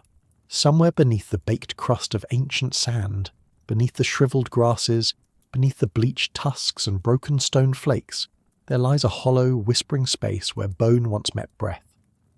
The skull is half buried now, its orbitals filled with dust, its sutures slowly fading into sediment. Wind passes overhead, its voice thin and sharp but not unkind. It carries with it the scent of desiccation, of cycles. This is the Rift Valley once again, but changed. Drier. Crueler. The land undulates with memory, and each gust over the dunes is a reminder that survival was never guaranteed.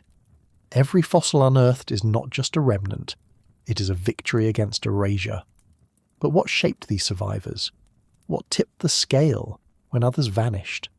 The answer lies in a strange convergence of fragility and resilience, a balance etched into the very scaffolding of the hominin skull.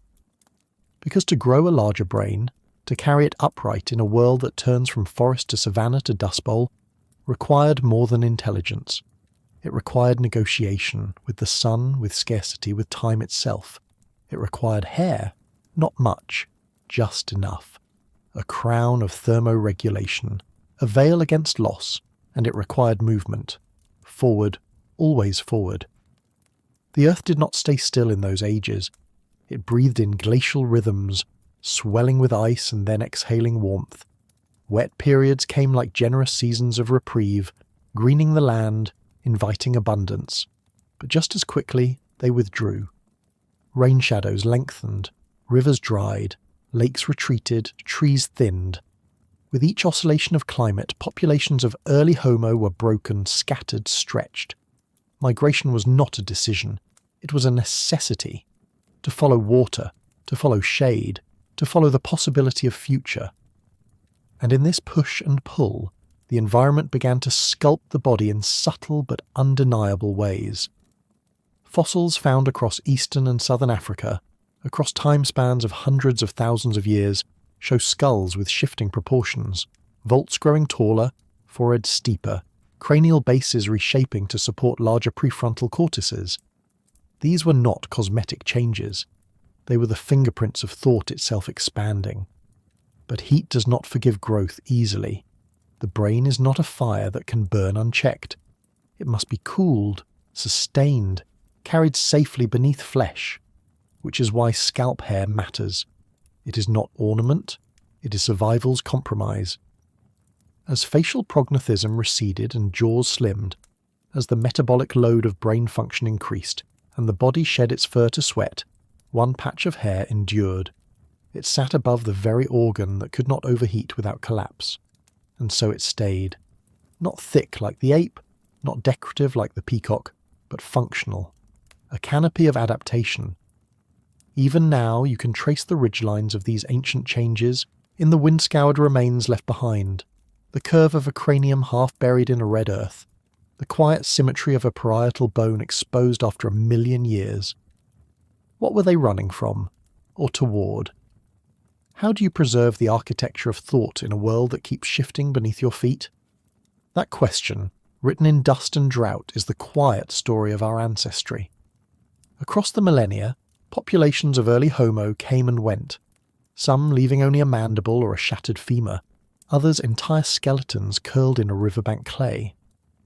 These remnants do not speak in language, but in geometry. They show us how the skull began to rise, how the vault expanded like a tent lifted higher with each passing epoch. Each increase in volume came at a cost: more fuel, more blood, more heat. And so the story of brain evolution is not only a story of intellect, it is a story of constraint, of how the environment acted as both sculptor and critic. In times of abundance, brains grew bold. In leaner epochs, those same expansions became liabilities. The metabolic fire that powered cognition could not flicker too high without risking collapse. Heat stroke, neural damage, and confusion were not philosophical problems. They were physical ones. And the brain, for all its complexity, has simple needs: oxygen, glucose, and a stable temperature range within which to operate. Fall outside of that, and the mind disappears into fever, seizure, or silence. This is where the scalp becomes significant again, not in isolation, but in its cooperation with other systems. Scalp hair functioned in tandem with sweat glands, blood flow, and cranial bone thickness. Together these formed an organic cooling architecture. The hair was not thick enough to trap heat, nor sparse enough to offer no insulation. It allowed air to flow near the surface while diffusing the sun's rays, creating a microclimate just millimeters above the most precious structure the body carried. And this was crucial, especially during movement. Fossils show not only cranial expansion, but evidence of postcranial adaptation: long legs, narrow pelvises, flexible arches. These were walkers and runners, movers of vast distances, the kind of endurance migration necessary to survive repeated ecological shifts. As groups crossed from lush corridors into arid zones, their bodies had to endure both exertion and exposure, and it was the head, elevated and facing the open sky, that was most vulnerable. The fossil record confirms this. Skulls from arid periods often show signs of thickened cranial vaults, possibly as a response to increased solar radiation. But internal cooling alone wasn't enough. External regulation, the kind provided by a modest layer of hair, was the passive, persistent line of defense. Unlike behavior or tools, it didn't need to be learned. It grew with you. It stayed when memory faltered. It remained through catastrophe. So as you stand before these bones, displayed in museums or still, sleeping beneath sand and silence, remember, they are more than shapes. They are solutions. Each curve, each ridge, each porous surface once held the logic of survival within it. And somewhere in that code, subtle and almost overlooked, is the memory of scalp hair. Light, unassuming, but essential. A strand of shade pulled across the top of the world. To grasp its importance is to stand inside a long corridor of time where climate, biology and migration form the walls. Within this corridor, change never stops. Glaciers advance, deserts bloom, forests vanish. The map redraws itself again and again, and each redraw leaves behind footprints, literal ones, like those in Letoli, pressed into volcanic ash, but also metaphorical ones, etched into the shape of who we became. During these oscillations, when grasslands overtook woodlands, when aridity forced populations into narrower ecological corridors, selection pressures intensified. Those who could maintain cognitive clarity while travelling under relentless sun had the edge, not just in finding water or shade, but in something more subtle: group coordination, planning, decision-making. These were not traits that shouted across generations, they whispered. But in that whisper was the sound of civilization's beginning, and it all depended on keeping the engine of the brain cool. The fossil skulls of early Homo reveal evolving vascular structures around the cranium, suggesting increasingly sophisticated methods of heat dissipation. Branching middle meningeal vessels, widened emissary foramina, tiny holes that once carried blood and heat out of the skull like valves. These are not aesthetic details, they are thermodynamic strategies. Natural selection was shaping both the software and the hardware of the mind, ensuring that thought could occur under duress. But external factors still mattered, and that's where hair becomes more than passive. It becomes environmental interface. Picture a hominin standing on a salt-flat plain at high noon. No trees, no cloud cover, skin darkened with melanin, evolved to protect against ultraviolet radiation, sweat already beading across the back and chest, muscles pumping, and the brain, sensitive and seething, locked in a bone case just centimetres from open sky. A bald head here might overheat in minutes, but with hair, fine, airy, sparse enough to ventilate but dense enough to break the solar assault, heat rises rather than accumulates. The hominin endures, keeps moving, lives long enough to reproduce. And so, the strand persists. This is the story bones don't tell directly. But it is there, implied by the survival they represent. Every skeleton found in a place it shouldn't be, in high desert, in wind-polished cave, in dry lake bed, is proof that adaptation worked, that the partnership between internal physiology and external features held. These bones whisper of migrations long forgotten, of paths taken through hardship, of moments where the line between extinction and continuation was as narrow as a degree or two of scalp temperature. The fossils may be mute, but the wind that sweeps over them still speaks, and in its rhythm, in its carrying of sand and pollen and ash, we hear what they once endured. A world of flux, a species in transit, a mind on fire shaded by strands that no one yet thought to name. But even unnamed, even uncelebrated, the influence of hair endured. In the long arc of evolution, it was the small, quiet adaptations, the almost invisible ones, that often made the greatest difference. Head hair was not dramatic. It didn't aid in attack or escape. It didn't build shelters or start fires. But it made all of those things possible by guarding the seat of possibility itself, the brain. And over time, this subtle protection may have become the condition for everything else that followed. Because as climate continued to shift, so did hominin behaviour. The patterns of movement became more strategic, less reactive. Populations didn't just scatter, they explored. They crossed new ecotones from highland to coast, from woodland to scrub. Each crossing required memory, communication, foresight. These were cognitive tools, forged in heat and carried beneath hair. Fossils begin to reflect these transitions. In later Homo erectus, and eventually in Homo heidelbergensis, and early Homo sapiens, we see further refinements of the cranium. Thinner vault bones, suggesting improved thermal management. Expanded parietal and occipital regions, supporting more complex spatial reasoning. And in the archaeological record we begin to find evidence of anticipation. Tools cached for later use, pigments for symbolic expression, animal bones indicating cooperative hunting. None of this would be sustainable if the brain overheated in minutes. We take it for granted now that we can think under stress, plan in discomfort, converse beneath the sun. But these capacities were earned slowly and precariously. They were tested in droughts that lasted centuries, in migrations that spanned continents, and the bodies that passed those tests were not simply strong or fast, they were thermally balanced.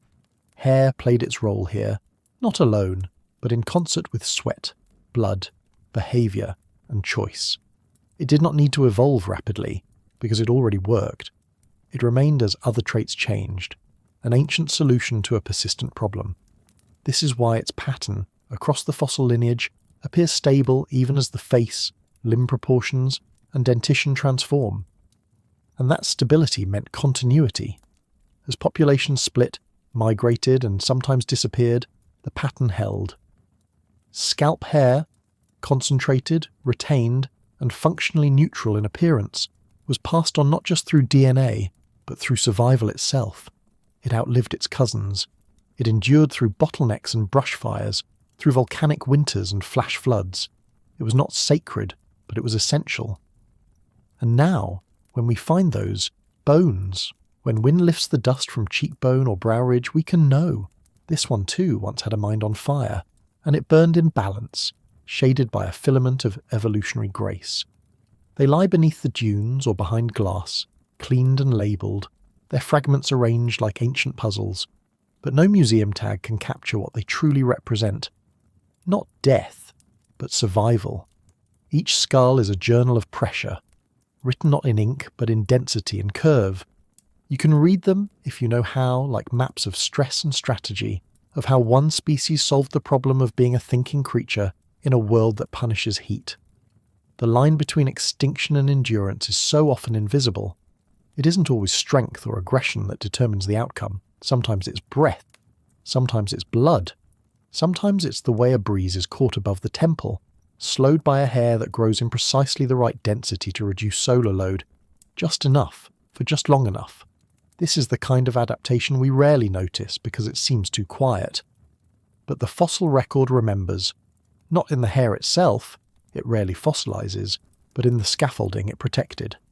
The skulls tell us what was possible, that minds grew, that thoughts stretched farther than the moment, that populations moved not blindly, but with awareness, responding to changes in light, wind, and terrain. It is humbling to consider how precarious it was, how many lineages vanished while one held on. The difference between a brain too hot and a brain balanced might have come down to an anatomical detail so small we rarely give it a second thought. But the wind has not forgotten. It still moves over the exposed bones of the rift, over the highlands of Ethiopia, over the shores of Lake Turkana. It touches the stones early humans chipped into tools. It curls around the rocks where they may have sat, heads tilted toward one another in wordless thought. And it brushes the top of your head too, lifting the strands you inherited from them.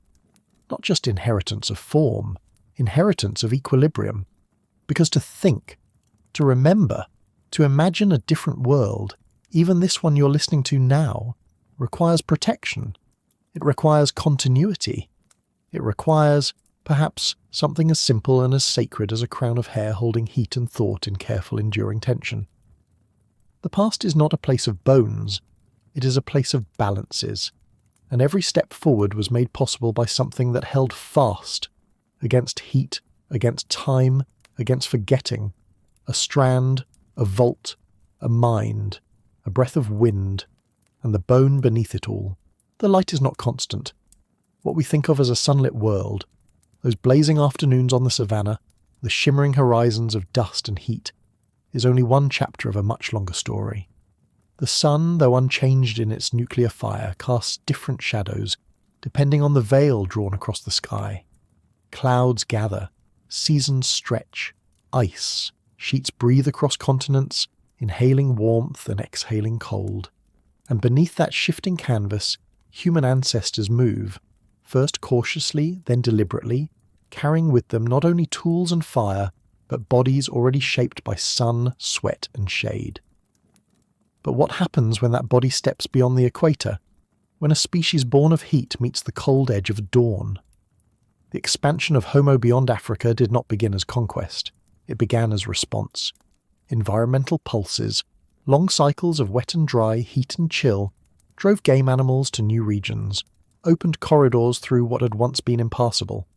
Grasslands spread like invitations, rivers swelled with promise, and so, over thousands of generations, bands of early Homo moved, north through the Levant, east into the Indian subcontinent, eventually into Europe and Asia, places where light arrives differently, where heat is no longer guaranteed, where survival demands recalibration.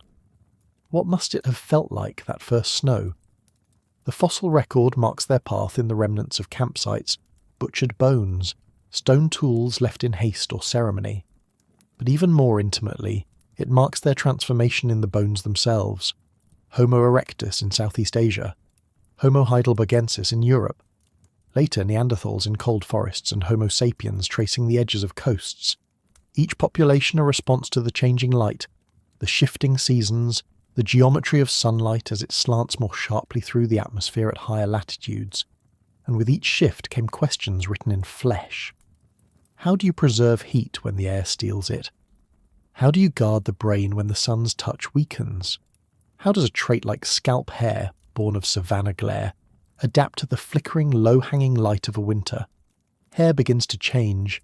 Density increases in some populations, texture in others. In tropical lineages, hair remains tightly coiled, an efficient system for cooling and shading. In cooler climates, straighter, longer strands begin to appear, perhaps a response to new thermodynamic needs.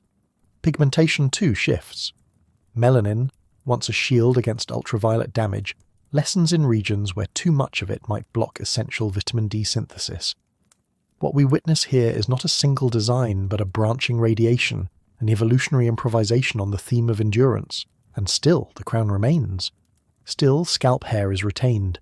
Even as body hair vanishes, even as clothing takes its place, this one feature is preserved. It is as if the head with its precious contents continues to demand its own insulation, custom-built, fine-tuned, responsive to latitude and lineage. Why? Why does this pattern echo across continents? What balance is being maintained, unseen, in the interplay of light, skin and hair above the thinking brain? To find the answer, we must watch how bodies adjust when light becomes not a hazard, but a scarcity.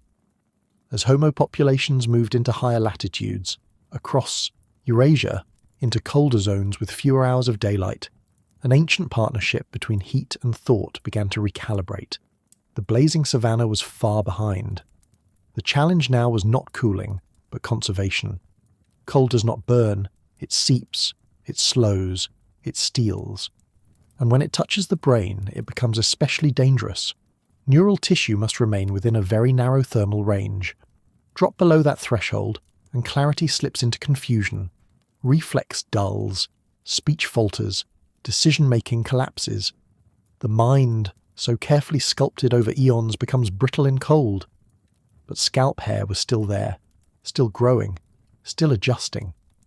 Unlike fur, which once covered the full body of mammalian ancestors, this remaining patch had become strategic. It changed character as needed. In colder climates, its strands grew straighter and longer, more suited to forming a continuous curtain of warmth around the head and neck. In some lineages, this change may have been reinforced through sexual selection.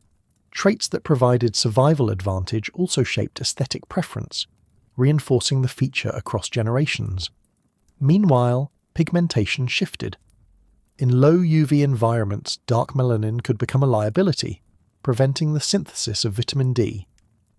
Lighter hair began to emerge just as skin did, a reflection of changing solar exposure and nutritional needs. Here, hair is not a fixed trait but a fluid one, a solar interface, a compromise between protection and permeability. And all the while, the brain continued to expand, not only in size but in complexity. The neocortex deepened, language circuits formed, symbolism began to emerge. Across these changes, the thermal demands of the brain remained constant, even as culture layered new forms of protection, clothing, fire, shelter. Hair kept its quiet role. And it did something else. It marked identity. As lineages diverged, hair began to carry not just function but distinction. Texture, density, curl, colour, all began to reflect the paths our ancestors took, the climates they endured, the trade-offs they made. These were not arbitrary differences. They were maps. If you read hair carefully, You could trace a lineage's encounter with cold, with sunlight, with scarcity. And yet, for all this variation, the position remained the same. Always the crown, always the place where the skull thins, where the heat rises, where thought requires balance. The changing light did not erase the ancient partnership, it refined it. It asked hair to shift its purpose from shade to shield, from radiator to insulator, from defense to retention. And hair, guided by time and need, answered quietly, precisely, biologically. It didn't need to be reinvented. It only needed to be remembered. Even in the lands where sun rises late and low, the brain remained lit. And above it, the hair held warmth like memory cupped in hand. This was no small achievement. Because the further humans moved from the equator, the more complex the balance became. Daylight varied with season, temperatures plummeted, winds cut across open plains with no mercy. But our ancestors adapted, not through brute strength alone, but through the refinement of physiology. And at the centre of this balancing act was thermoregulation, the ability to stay warm without overheating, to remain active without burning too fast, to think clearly under duress. Here, hair was not accessory, it was architecture. On cold mornings, scalp hair became the first line of insulation against frost-laden air. It preserved the gradient between warm blood and cold sky. It slowed radiant heat loss through the skull's thinnest plates. In dry cold, where sweat no longer helped regulate internal temperature, passive warmth became crucial. And unlike animal fur, which covers uniformly and traps heat across the body, human hair concentrated its effect exactly where it was needed most, on the seat of consciousness. Consider the geography.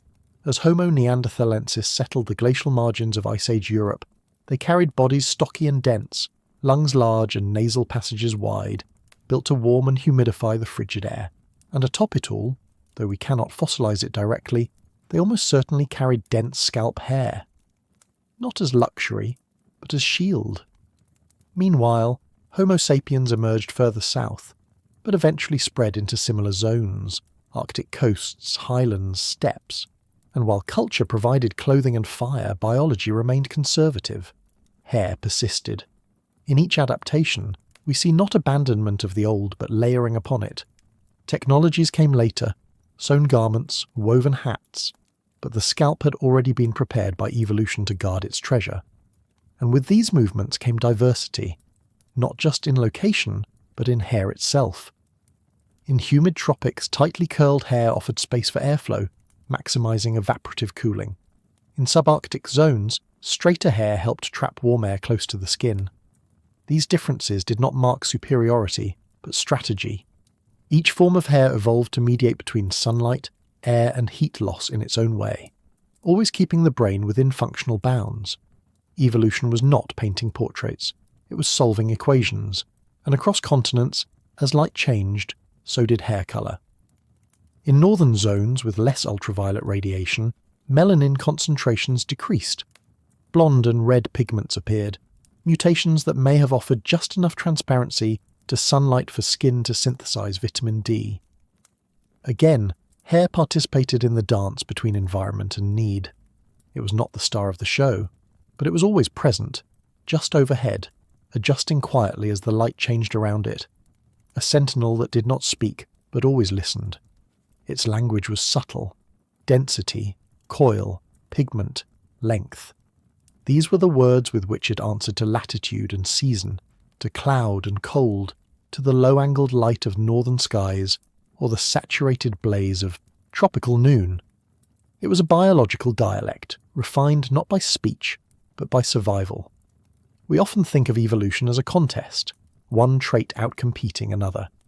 But much of human endurance emerged not from replacement, but from refinement. Head hair is one of those quiet refinements. It didn't vanish with the forests like the long arms of the earlier apes. It didn't need to, because it adapted. And in adapting, it made possible something greater: consistency. Consistency of brain temperature across diverse landscapes. Consistency of cognitive function, even in unfamiliar climates. As the environment changed, the brain required constancy. Neural networks, once too fragile for wide dispersal, were now buffered by hair above and behaviour below. Fire, clothing, migration, memory, all reinforced each other. And hair sat at the crossroads, anchoring the system. Imagine early Homo sapiens moving along a glacial frontier, ice to the north, shifting tundra beneath their feet. The sun hangs low. The days are brief. Every step is cold inhaled. They wear skins now, sure. They carry embers in horn bundles. But the head, delicate, essential, is covered not just by tool or cloak, but by something older. A field of hair, thickened over generations, tuned by exposure. It was not decoration, it was calibration. And this calibration meant survival. Because warmth is not a luxury for the brain, it is a boundary. Cross it, and consciousness falters, but maintain it, and the mind endures. Plans are made, paths are remembered, children are named. Hair, of course, could not solve every problem. Populations still rose and fell. Climates shifted faster than adaptations could always track. But the retention of scalp hair, across time, across space, suggests that it was never expendable. It was the minimum required for thought to flourish across the latitudes. That is why no Homo lineage, no matter how cold their world became, ever lost it. Even in modern times we see echoes of these past pressures.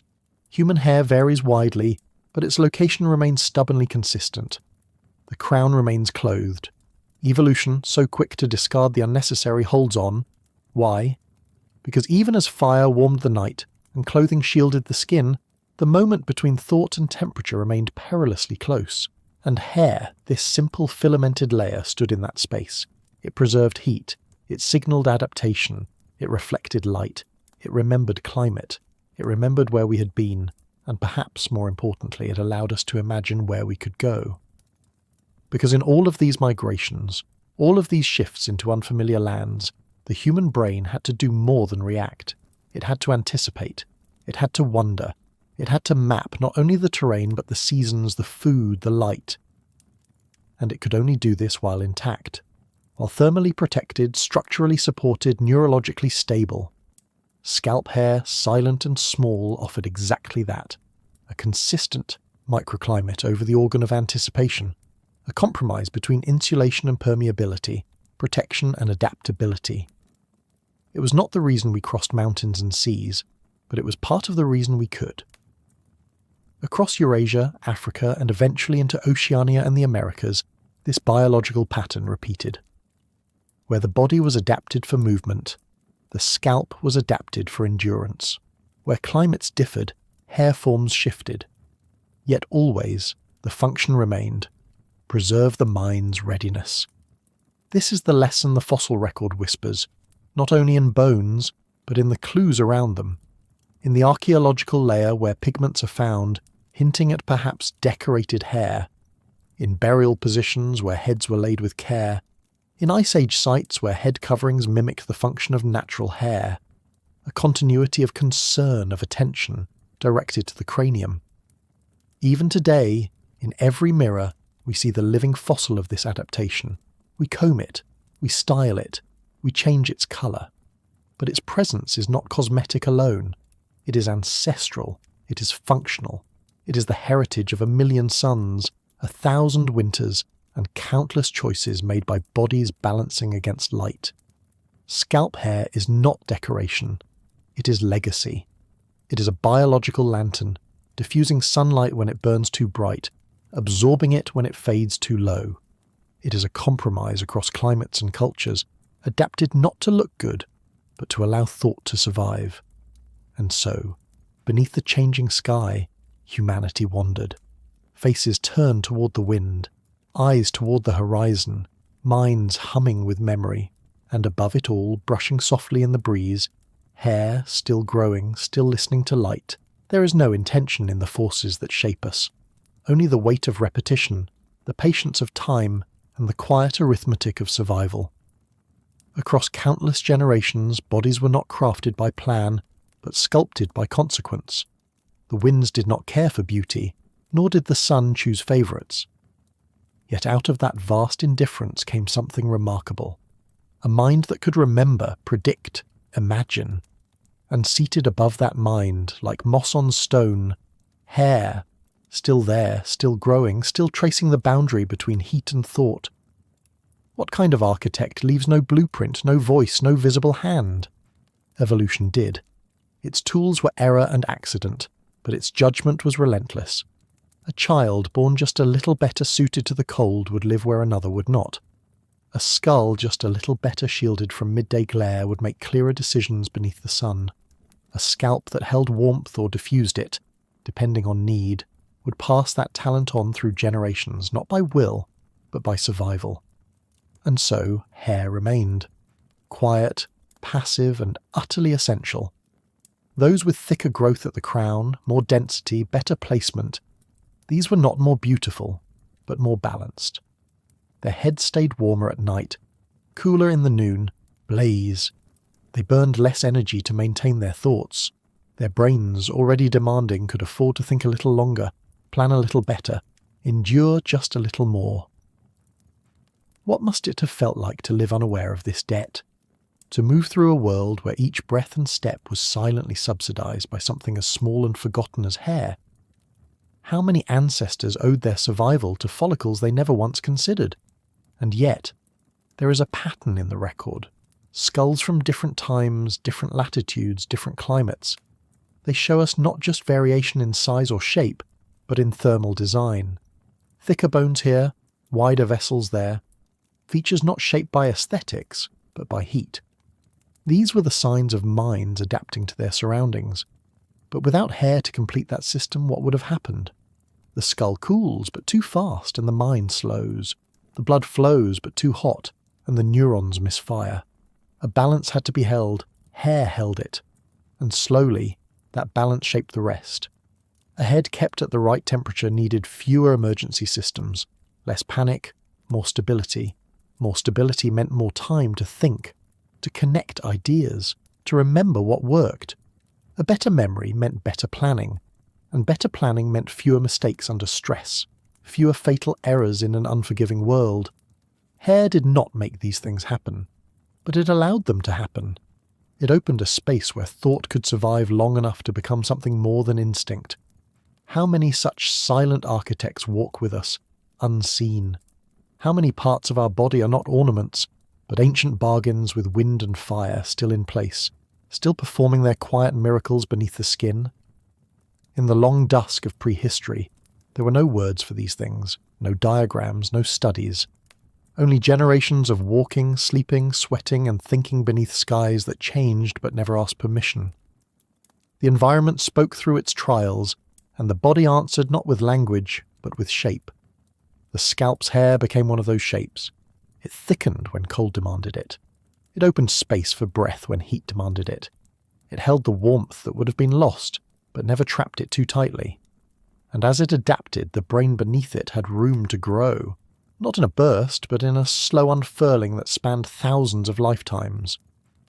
That growth came with cost. Bigger brains needed more fuel, more blood, more balance. The body had to find new ways to cool this ever-heating organ while protecting it from the cold beyond. Hair, like a woven canopy, responded, not by growing thicker everywhere as fur once had, but by concentrating its effort where it mattered most, at the crown, at the temples, across the back of the head where night winds crept. Each adaptation whispered of decisions never made. A curl here, a strand's tilt there. Together they formed a patchwork strategy for holding a delicate line. Across regions, this line shifted. Where sunlight remained harsh, hair darkened to shield. Where skies grew pale and cold, it lightened to allow. The pigment itself became a signal, one tuned not to fashion, but to light. It did not seek attention. It sought balance. And balance meant survival. Not every lineage found the same answer. Some grew denser patterns, others finer strands. The mathematics were never perfect, only good enough to endure.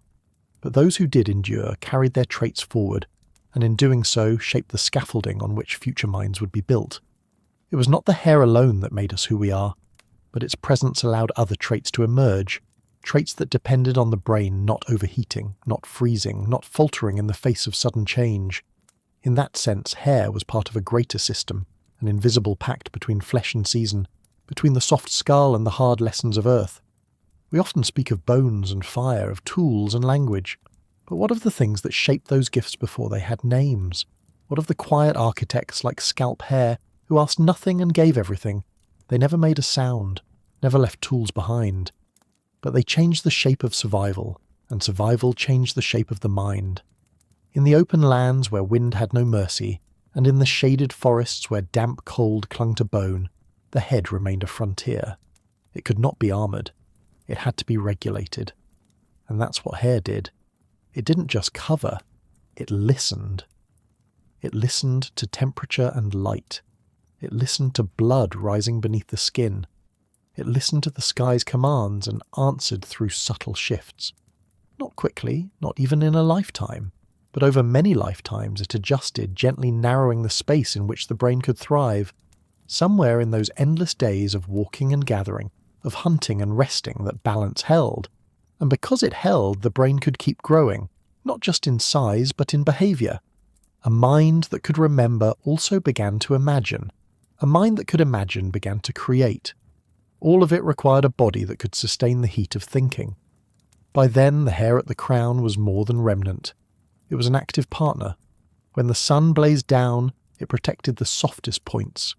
When chill descended, it retained warmth around the temples and skull base. And when the wind tore across the plains, the strands buffered the shock without smothering the skin. We cannot see it in fossils. But its absence would have spoken louder. Because in the few places where balance failed, where bodies overheated or chilled too quickly, lineages faded. They left behind fragments, but those who survived carried their patterns forward. And so hair, like bone, became a record, not carved but grown. Over time this record diversified. In cold, dry air, strands flattened. In heat, they coiled. In dim light, they paled. In blazing sun, they darkened. Each variation was a response, not to fashion, but to the math of staying alive. And under that hair, minds became stranger. They didn't just learn. They pondered. They dreamed. They whispered to each other at night. Around fire, under stars, the mind began to reflect. And every one of those thoughts, no matter how fleeting, depended on a simple miracle. The brain remained warm enough to work, cool enough to last. This balance was no accident. It was a collaboration, not between people, but between body and world, between light and blood, between wind and the silent veil that cushioned its sting. This is the kind of architecture we never notice, because it works. A structure becomes visible only when it fails, when the ceiling leaks or the walls crumble. But hair, fragile as it seems, did not fail. It held the line as climate shifted, as bodies moved into new latitudes, as minds stretched themselves toward unfamiliar kinds of thought.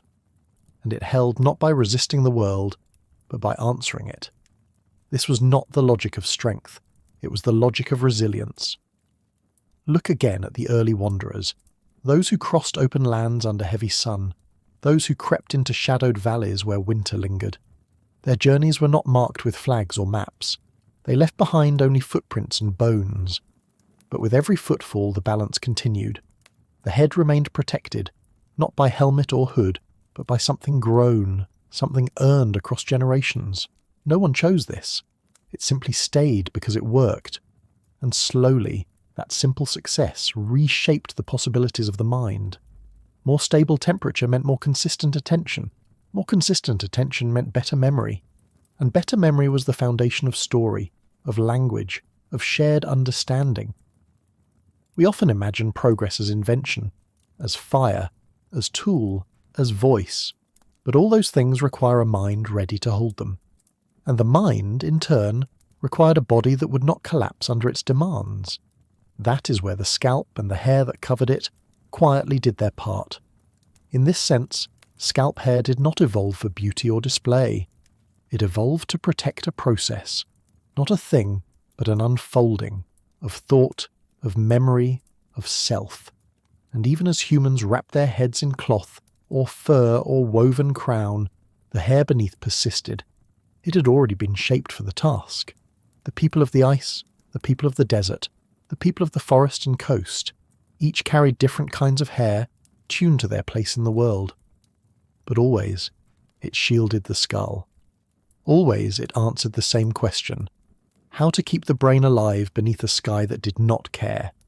It was not clever, it was not fast, but it was steady. And in that steadiness something extraordinary happened. Time opened up, lives lasted longer, childhood stretched, elders remembered more. The mind, given space and warmth, began to link moments across years. And from that linking came everything else. This is what silent architects do. They create the conditions in which others can build. And so, hair remained, wordless, weightless, waiting above the eyes. Not because it was beautiful, but because it had become necessary. Not to look good, but to stay whole. That was the quiet purpose, echoed not in speeches or carvings, but in the unbroken continuity of hair over the crown, from ancestor to descendant, from tundra to savanna. It survived not because anyone thought to keep it, but because thought itself depended on it being there. As the sun dimmed in the evening sky and the air cooled, hair held warmth just a moment longer. As heat swelled at midday, it offered shade to the thinnest bone. Each strand, anchored not in vanity but in survival, was a remnant of thousands of choices made not by minds but by bodies tested again and again. Over time, those who bore the right shapes lived long enough to learn. They gathered, remembered, changed. And as their minds changed, their worlds did too. But the world never made it easy. Climates grew wild. Rains vanished, then returned. Skies changed colour. The earth cracked, then healed. Ice chased people across continents. Yet one feature remained remarkably stable: hair at the crown of the head. Even where the skin lightened, where limbs grew long or compact, the head stayed dressed. It was no longer just protection, it had become signature. An unspoken thread tied all human lineages together, not in language, not in tool, but in the shared adaptation that allowed the mind to stand beneath the sky and not falter. Hair is humble. It grows without notice. It dies and regrows without ceremony.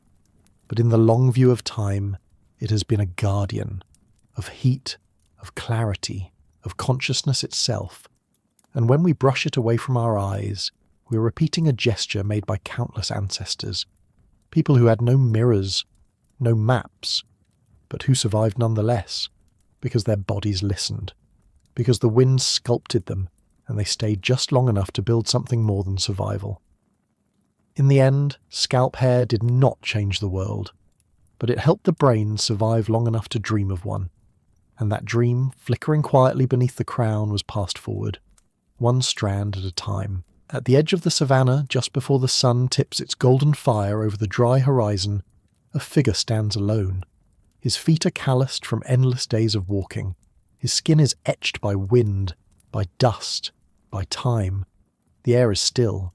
In this moment, in this hush before the hunt, before the heat, before the others stir, something happens that cannot be seen. Within his skull, silent as moonlight, thought moves differently than it ever has before. The eyes narrow, not with confusion but with consideration. The brow lifts, not to scan for threat but to imagine a path not yet taken. And above it all, the crown of coarse, dark hair stirs faintly in the wind. Not decoration, but echo.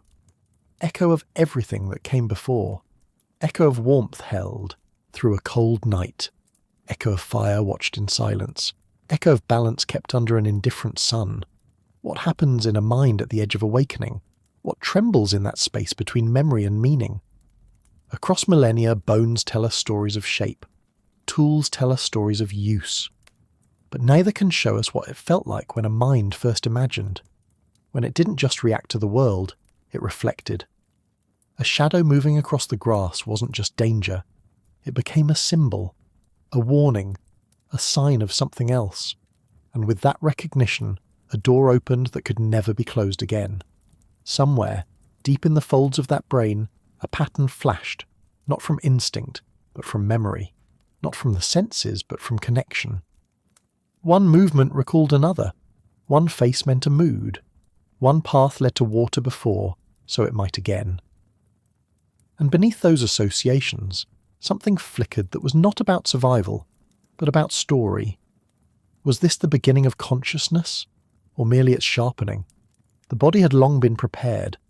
The lungs had grown efficient. The blood moved quickly.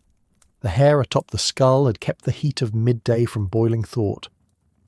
But now something shifted. The brain, once shaped only to endure, began to shape itself for awareness. Not just of the world, but of its own thinking.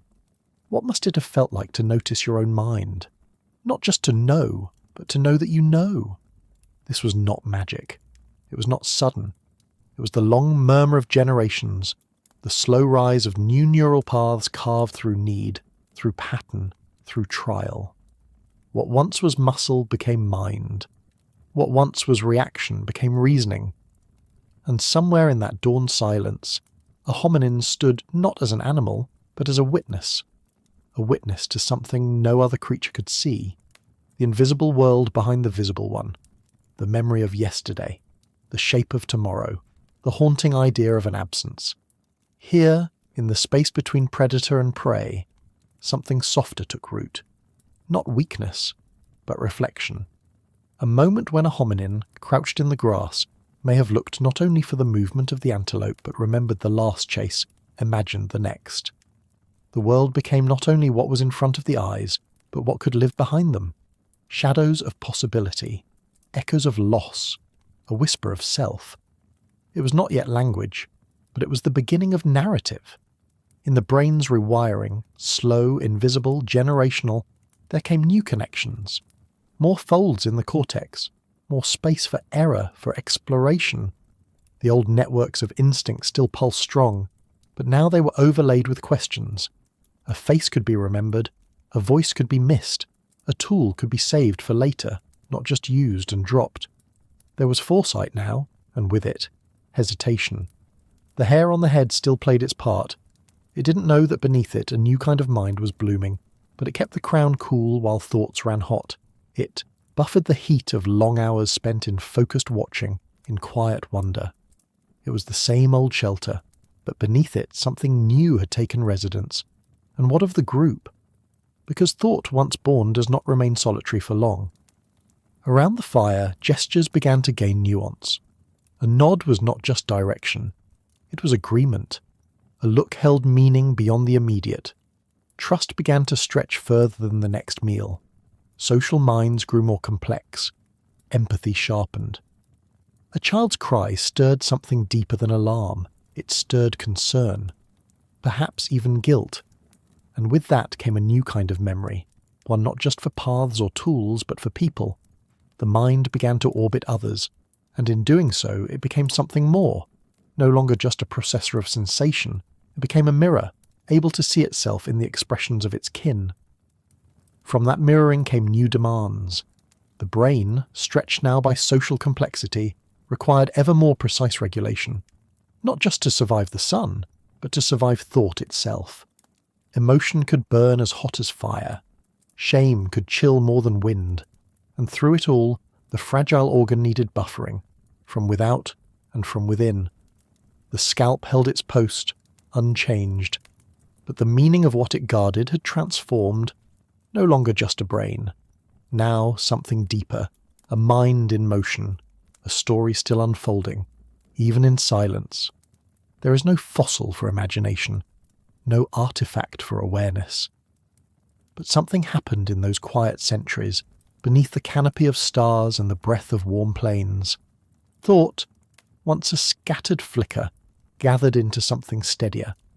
Like fire carefully tended in a hearth, the mind was shielded, not only by flesh, but by community. Now, minds shared things, not just tools, but glimpses. One hunter taught another where water might be found. One parent soothed a child not with gesture alone, but with tone, the slow emergence of voice as symbol. In these exchanges, the brain was shaped not only by its world, but by other brains, and this too required shelter. For each new connection, each memory, each moment of mutual recognition, burned fuel, demanded cooling, asked for balance. The brain could overheat in solitude, could spiral in emotion, but it was anchored by body, by structure, by the rhythm of breath and the buffering of hair above the skull. The head was not sacred, but it became important, and so it was protected. Even before cloth, before beads, before paint, there was this, a layer of hair that held the line. It absorbed heat, it blunted cold. It preserved the mental terrain on which this new awareness walked. And what of dreaming? Somewhere in this time, long before the first symbols were carved, dreams began to matter. A hunter stirred from sleep, not just startled, but altered. An image lingered. Perhaps it warned, perhaps it inspired, and when it was shared, when another nodded in understanding, a new thing was born, the shared, invisible. Now the group could believe in something unseen, and this belief made the brain work harder still. It had to hold the image, the idea, the abstraction. It had to compare and contrast, recall and revise. And all the while, it pulsed with heat. It needed cool winds and warm shelter in equal measure. The skin alone could not manage this, but the scalp, covered just enough, open just enough, found the balance. Not too thick to trap heat, not too bare to lose it. The strands curved and clustered, shaped by wind and sun, but also by generations of thought pressing upward from within. Hair became the quiet partner of the waking mind, always above, always present, never noticed. And beneath it, the neurons fired, not only to act, but to wonder what others saw, to wonder what might come next, to wonder what it all meant. This was the crossing, not a moment, but a movement, stretched across hundreds of generations, a slow threshold. Not every individual stepped over it, but the population drifted toward it, like rivers carving their paths toward the sea. And with every shift, the architecture of mind deepened. Children watched their elders, not just for how to shape stone or gather root, but for how to behave. They learned stories, or the early pulse of them, rhythms of voice, patterns of warning, of comfort. The group became a mind of minds, where shared thought swirled among firelight and sleep. The brain was no longer just a tool for the individual. It was a node in a network, a primitive but real one, where emotion, memory and prediction passed from face to face. The capacity to think together, to feel together, required more than instinct. It required space, and space required temperature control. That old partner, scalp hair, stayed. It did not become grand or strange. It did not shift into armour or grow brittle with function. It simply continued, as if the body knew it was still needed, as if the skin remembered the burning days and freezing winds. The hair at the crown stayed like a whisper. Yes, this is still the most vulnerable place. Yes, we're not done thinking. And still, the mind grew stranger. Now, abstraction entered. The ability to imagine something never seen, to believe in something never touched. The sky was no longer just weather, it became home to spirits. The dead were not forgotten. They were remembered in a way that brought them near. Memory became narrative, and narrative began to thread through identity. Who are we? Where did we come from? Why do we feel? These were not spoken yet, not in our language, but they stirred. And for such questions to exist, the mind had to stabilize, to survive the storms of confusion, of sadness, of awe. And always, always, the body had to assist. The nerves that cooled the skin, the vessels that flushed with heat, the hair that softened the touch of wind and sun, all of them allowed the mind to reach, to stretch toward the unknown. Because wonder is a fire, it consumes, it illuminates, but it also heats the blood and flares the breath. And without shelter, it cannot last. So the body, without knowing, gave the mind its stage, and the scalp, that tender plate of bone, was kept warm when the nights whispered, and cool when the thoughts ignited. This is how thought became not just an act, but a state, a condition of being, quiet, constant and expansive. And with it came a new form of seeing, not only outward into the world, but inward into the self. The hominin of the plains no longer existed solely in reaction to nature, but now carried within a sense of continuity, of self across time, of others held in memory, of questions that lingered even when the day was done. In that dim space of early mind, symbols began to stir. Perhaps a stone set in a certain place, a gesture passed down, a mark in the earth that meant something more than its shape. The brain had become a keeper of meanings, not only how to act but why. And with this slow bloom of symbolic life, the dawn of consciousness brightened. This was not just intelligence, it was awareness, the kind that sees itself seeing, that wonders not only what is, but what could be. And to support that wonder, the body had to remain balanced, nourished, protected. In that fragile heat engine behind the forehead, millions of connections now depended on minute regulation. And still, the scalp hair held its vigil. Never praised, never noticed, yet essential. It did not think, did not plan, but it allowed planning to occur. It let the mind burn without burning out. It buffered the chaos of imagination with the calm of thermal control. It was the crown upon which the weight of thinking rested, unnoticed. As the first true humans approached, with their art, their rituals, their shared myths, they stepped across a threshold built from thousands of ancestral lives, built not just of brain tissue, but of cooperation, balance, and the quiet labour of the body. The story of the thinking mind is not only a story of neurons and skulls, it is a story of wind and fire, of sweat and shade, of survival on the edge of heat. It is a story in which hair, soft, strong, subtle, helped cradle the first flickers of symbolic thought. It remains with us still, a memory worn above the eyes, not a symbol, but the soil in which symbols first grew. And as that early thinker stood beneath the sky, watching stars vanish into morning, he may not have known what stirred within. But he knew something had changed, something unseen had entered him, and it would not leave. It would grow, it would question, it would remember, and it would carry us forward into the final chapter. The plains stretch wide once more. Winds whisper across the tall grasses, where long ago upright figures once emerged like shadows from the horizon. The land is unchanged, but you, the one who watches now, are not. You return with different eyes, bearing not only curiosity but understanding. This is where it began, though you did not know what to look for before. Now even the wind carries meaning. Now the light catches on something more than just skin and bone. It catches on the ancient crown, the quiet crest of hair that has followed us across 2 million years of sun and fire and thought. How could something so simple hold so much?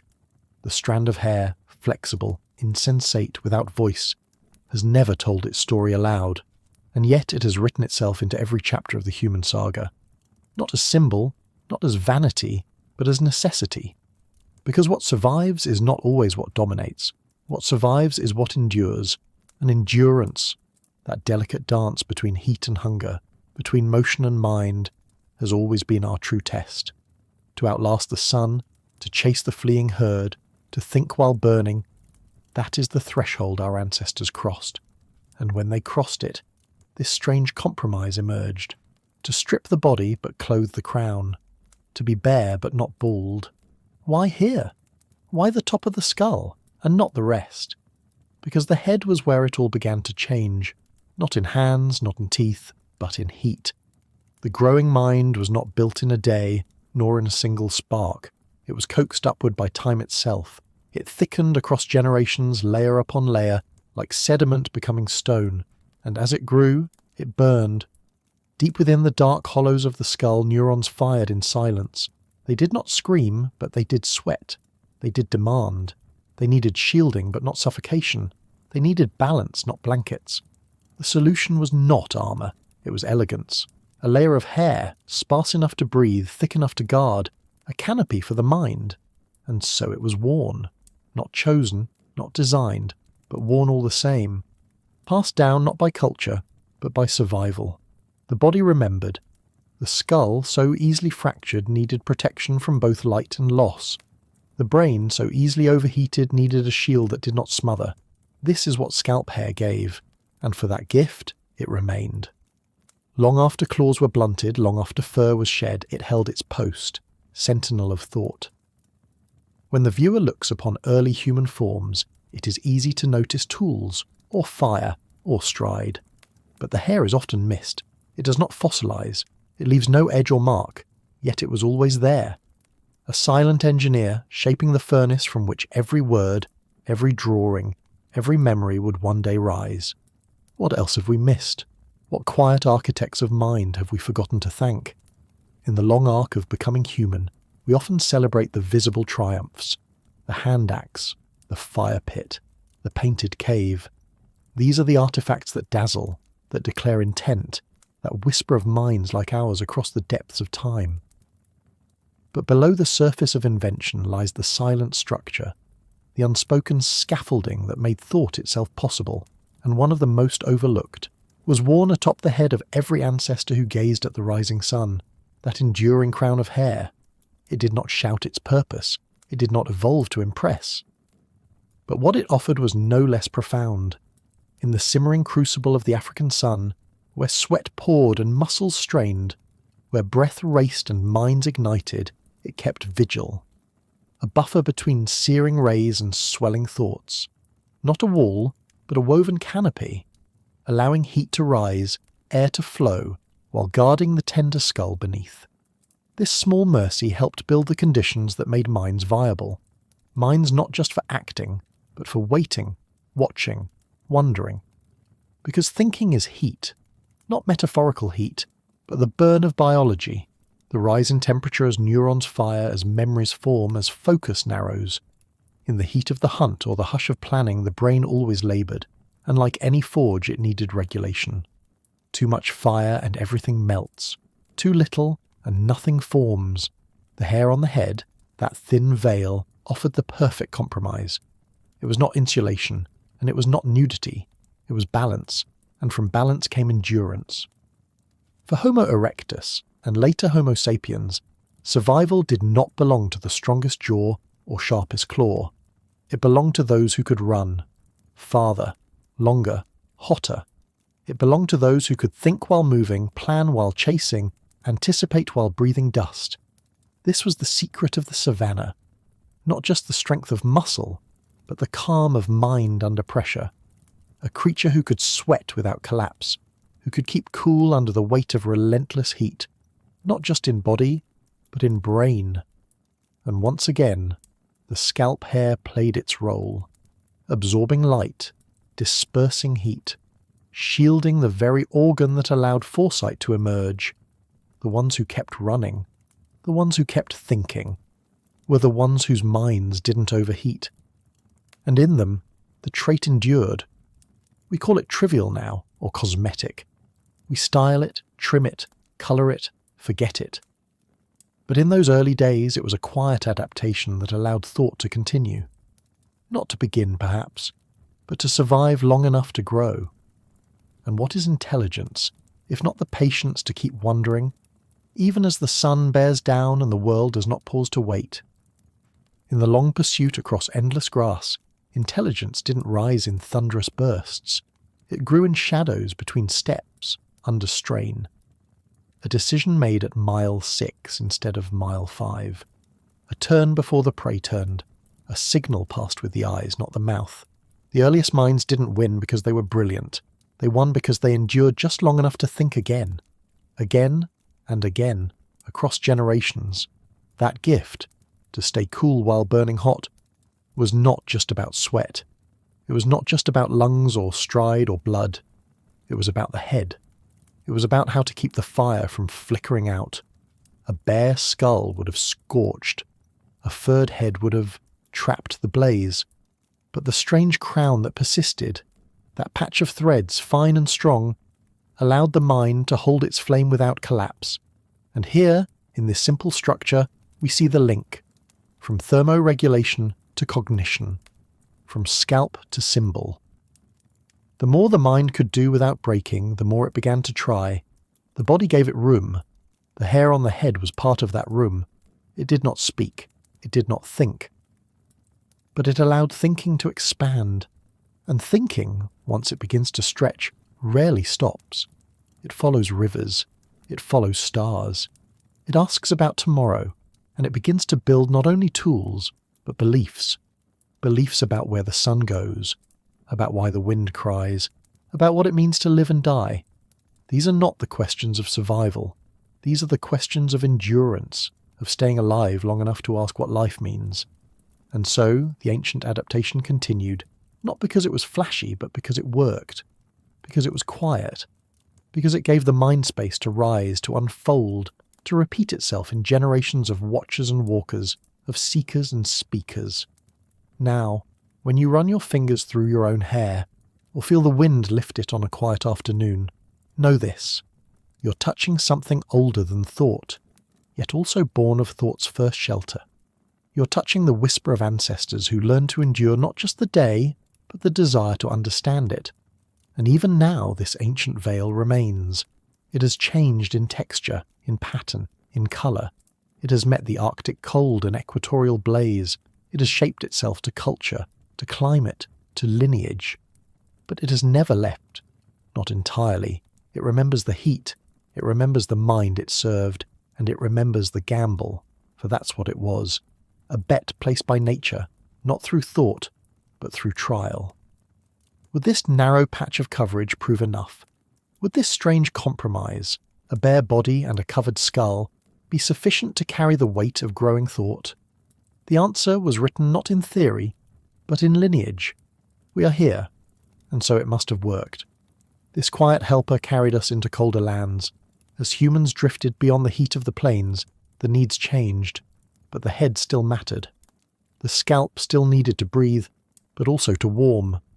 The wind grew sharper, the sun, though less fierce, still burned, and the brain, ever hungry, ever vulnerable, still pulsed with heat that had to be managed. The crown adapted. Its strands thickened in some places, curled in others, paled or darkened depending on what was required to endure. This diversity, beautiful and precise, was not decoration. It was memory written into form. The hair knew what the skin forgot. It adjusted not to fashion, but to function. Each lock was an answer to a question the ancestors could not speak, but their bodies posed again and again. How do we think and not perish? How do we wonder and not wither? This is the inheritance. Not just of scalp hair, but of the conditions it created. A mind that could remain cool while dreaming. A body that could stay in motion while coordinating plans. A skull that did not overheat when conflict arose, or when stories unfolded around the firelight. And the crown, always, allowed just enough protection, just enough breath. Perhaps that's the greatest mystery, that such a modest feature played so large a part. It did not cause thought, but without it, thought may not have lasted, and this makes the crown not just a relic, but a threshold, a marker between what was and what became, between mere survival and the long road to self-awareness. So when we see the early figures carved in bone, or painted in ochre, their hair may not be shown. But it was there. Like the breath in their lungs, the pulse behind their brow, it stood watch. We forget the things that do not fail. We overlook what never asks for praise. But evolution remembers. It selects what works, not what impresses. And so the crown remained. Not as ornament, but as strategy. Not as pride, but as persistence. A quiet, constant answer to a question written in heat and hope. A quiet, constant answer to a question written in heat and hope. And now we return to where we began. The open savanna, the shimmering horizon, the upright figure walking beneath the ancient sun. But this time we return not as strangers. We carry knowledge. The winds feel the same, the grasses still murmur, but we have changed.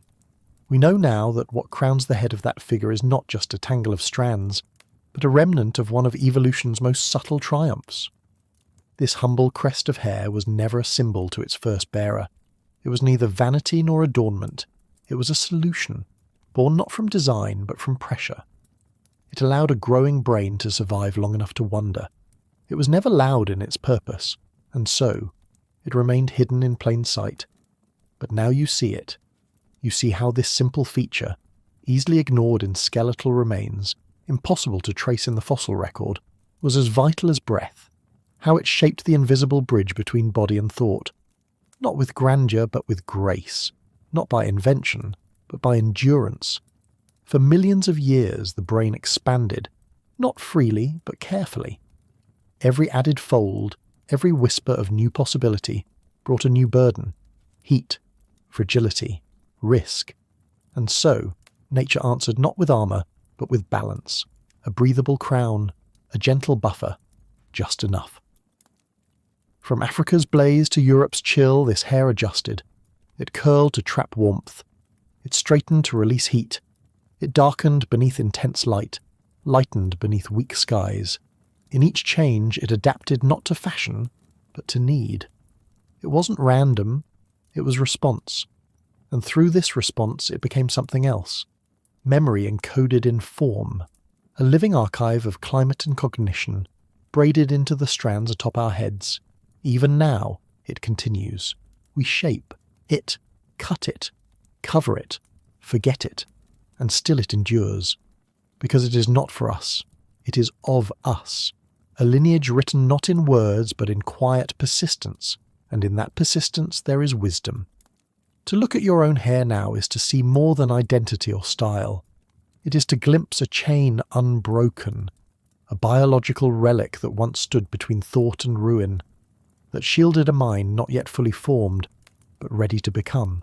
It is to see the most fragile of thresholds, not the edge of a blade, but the edge of thought itself, where flesh meets fire and somehow endures.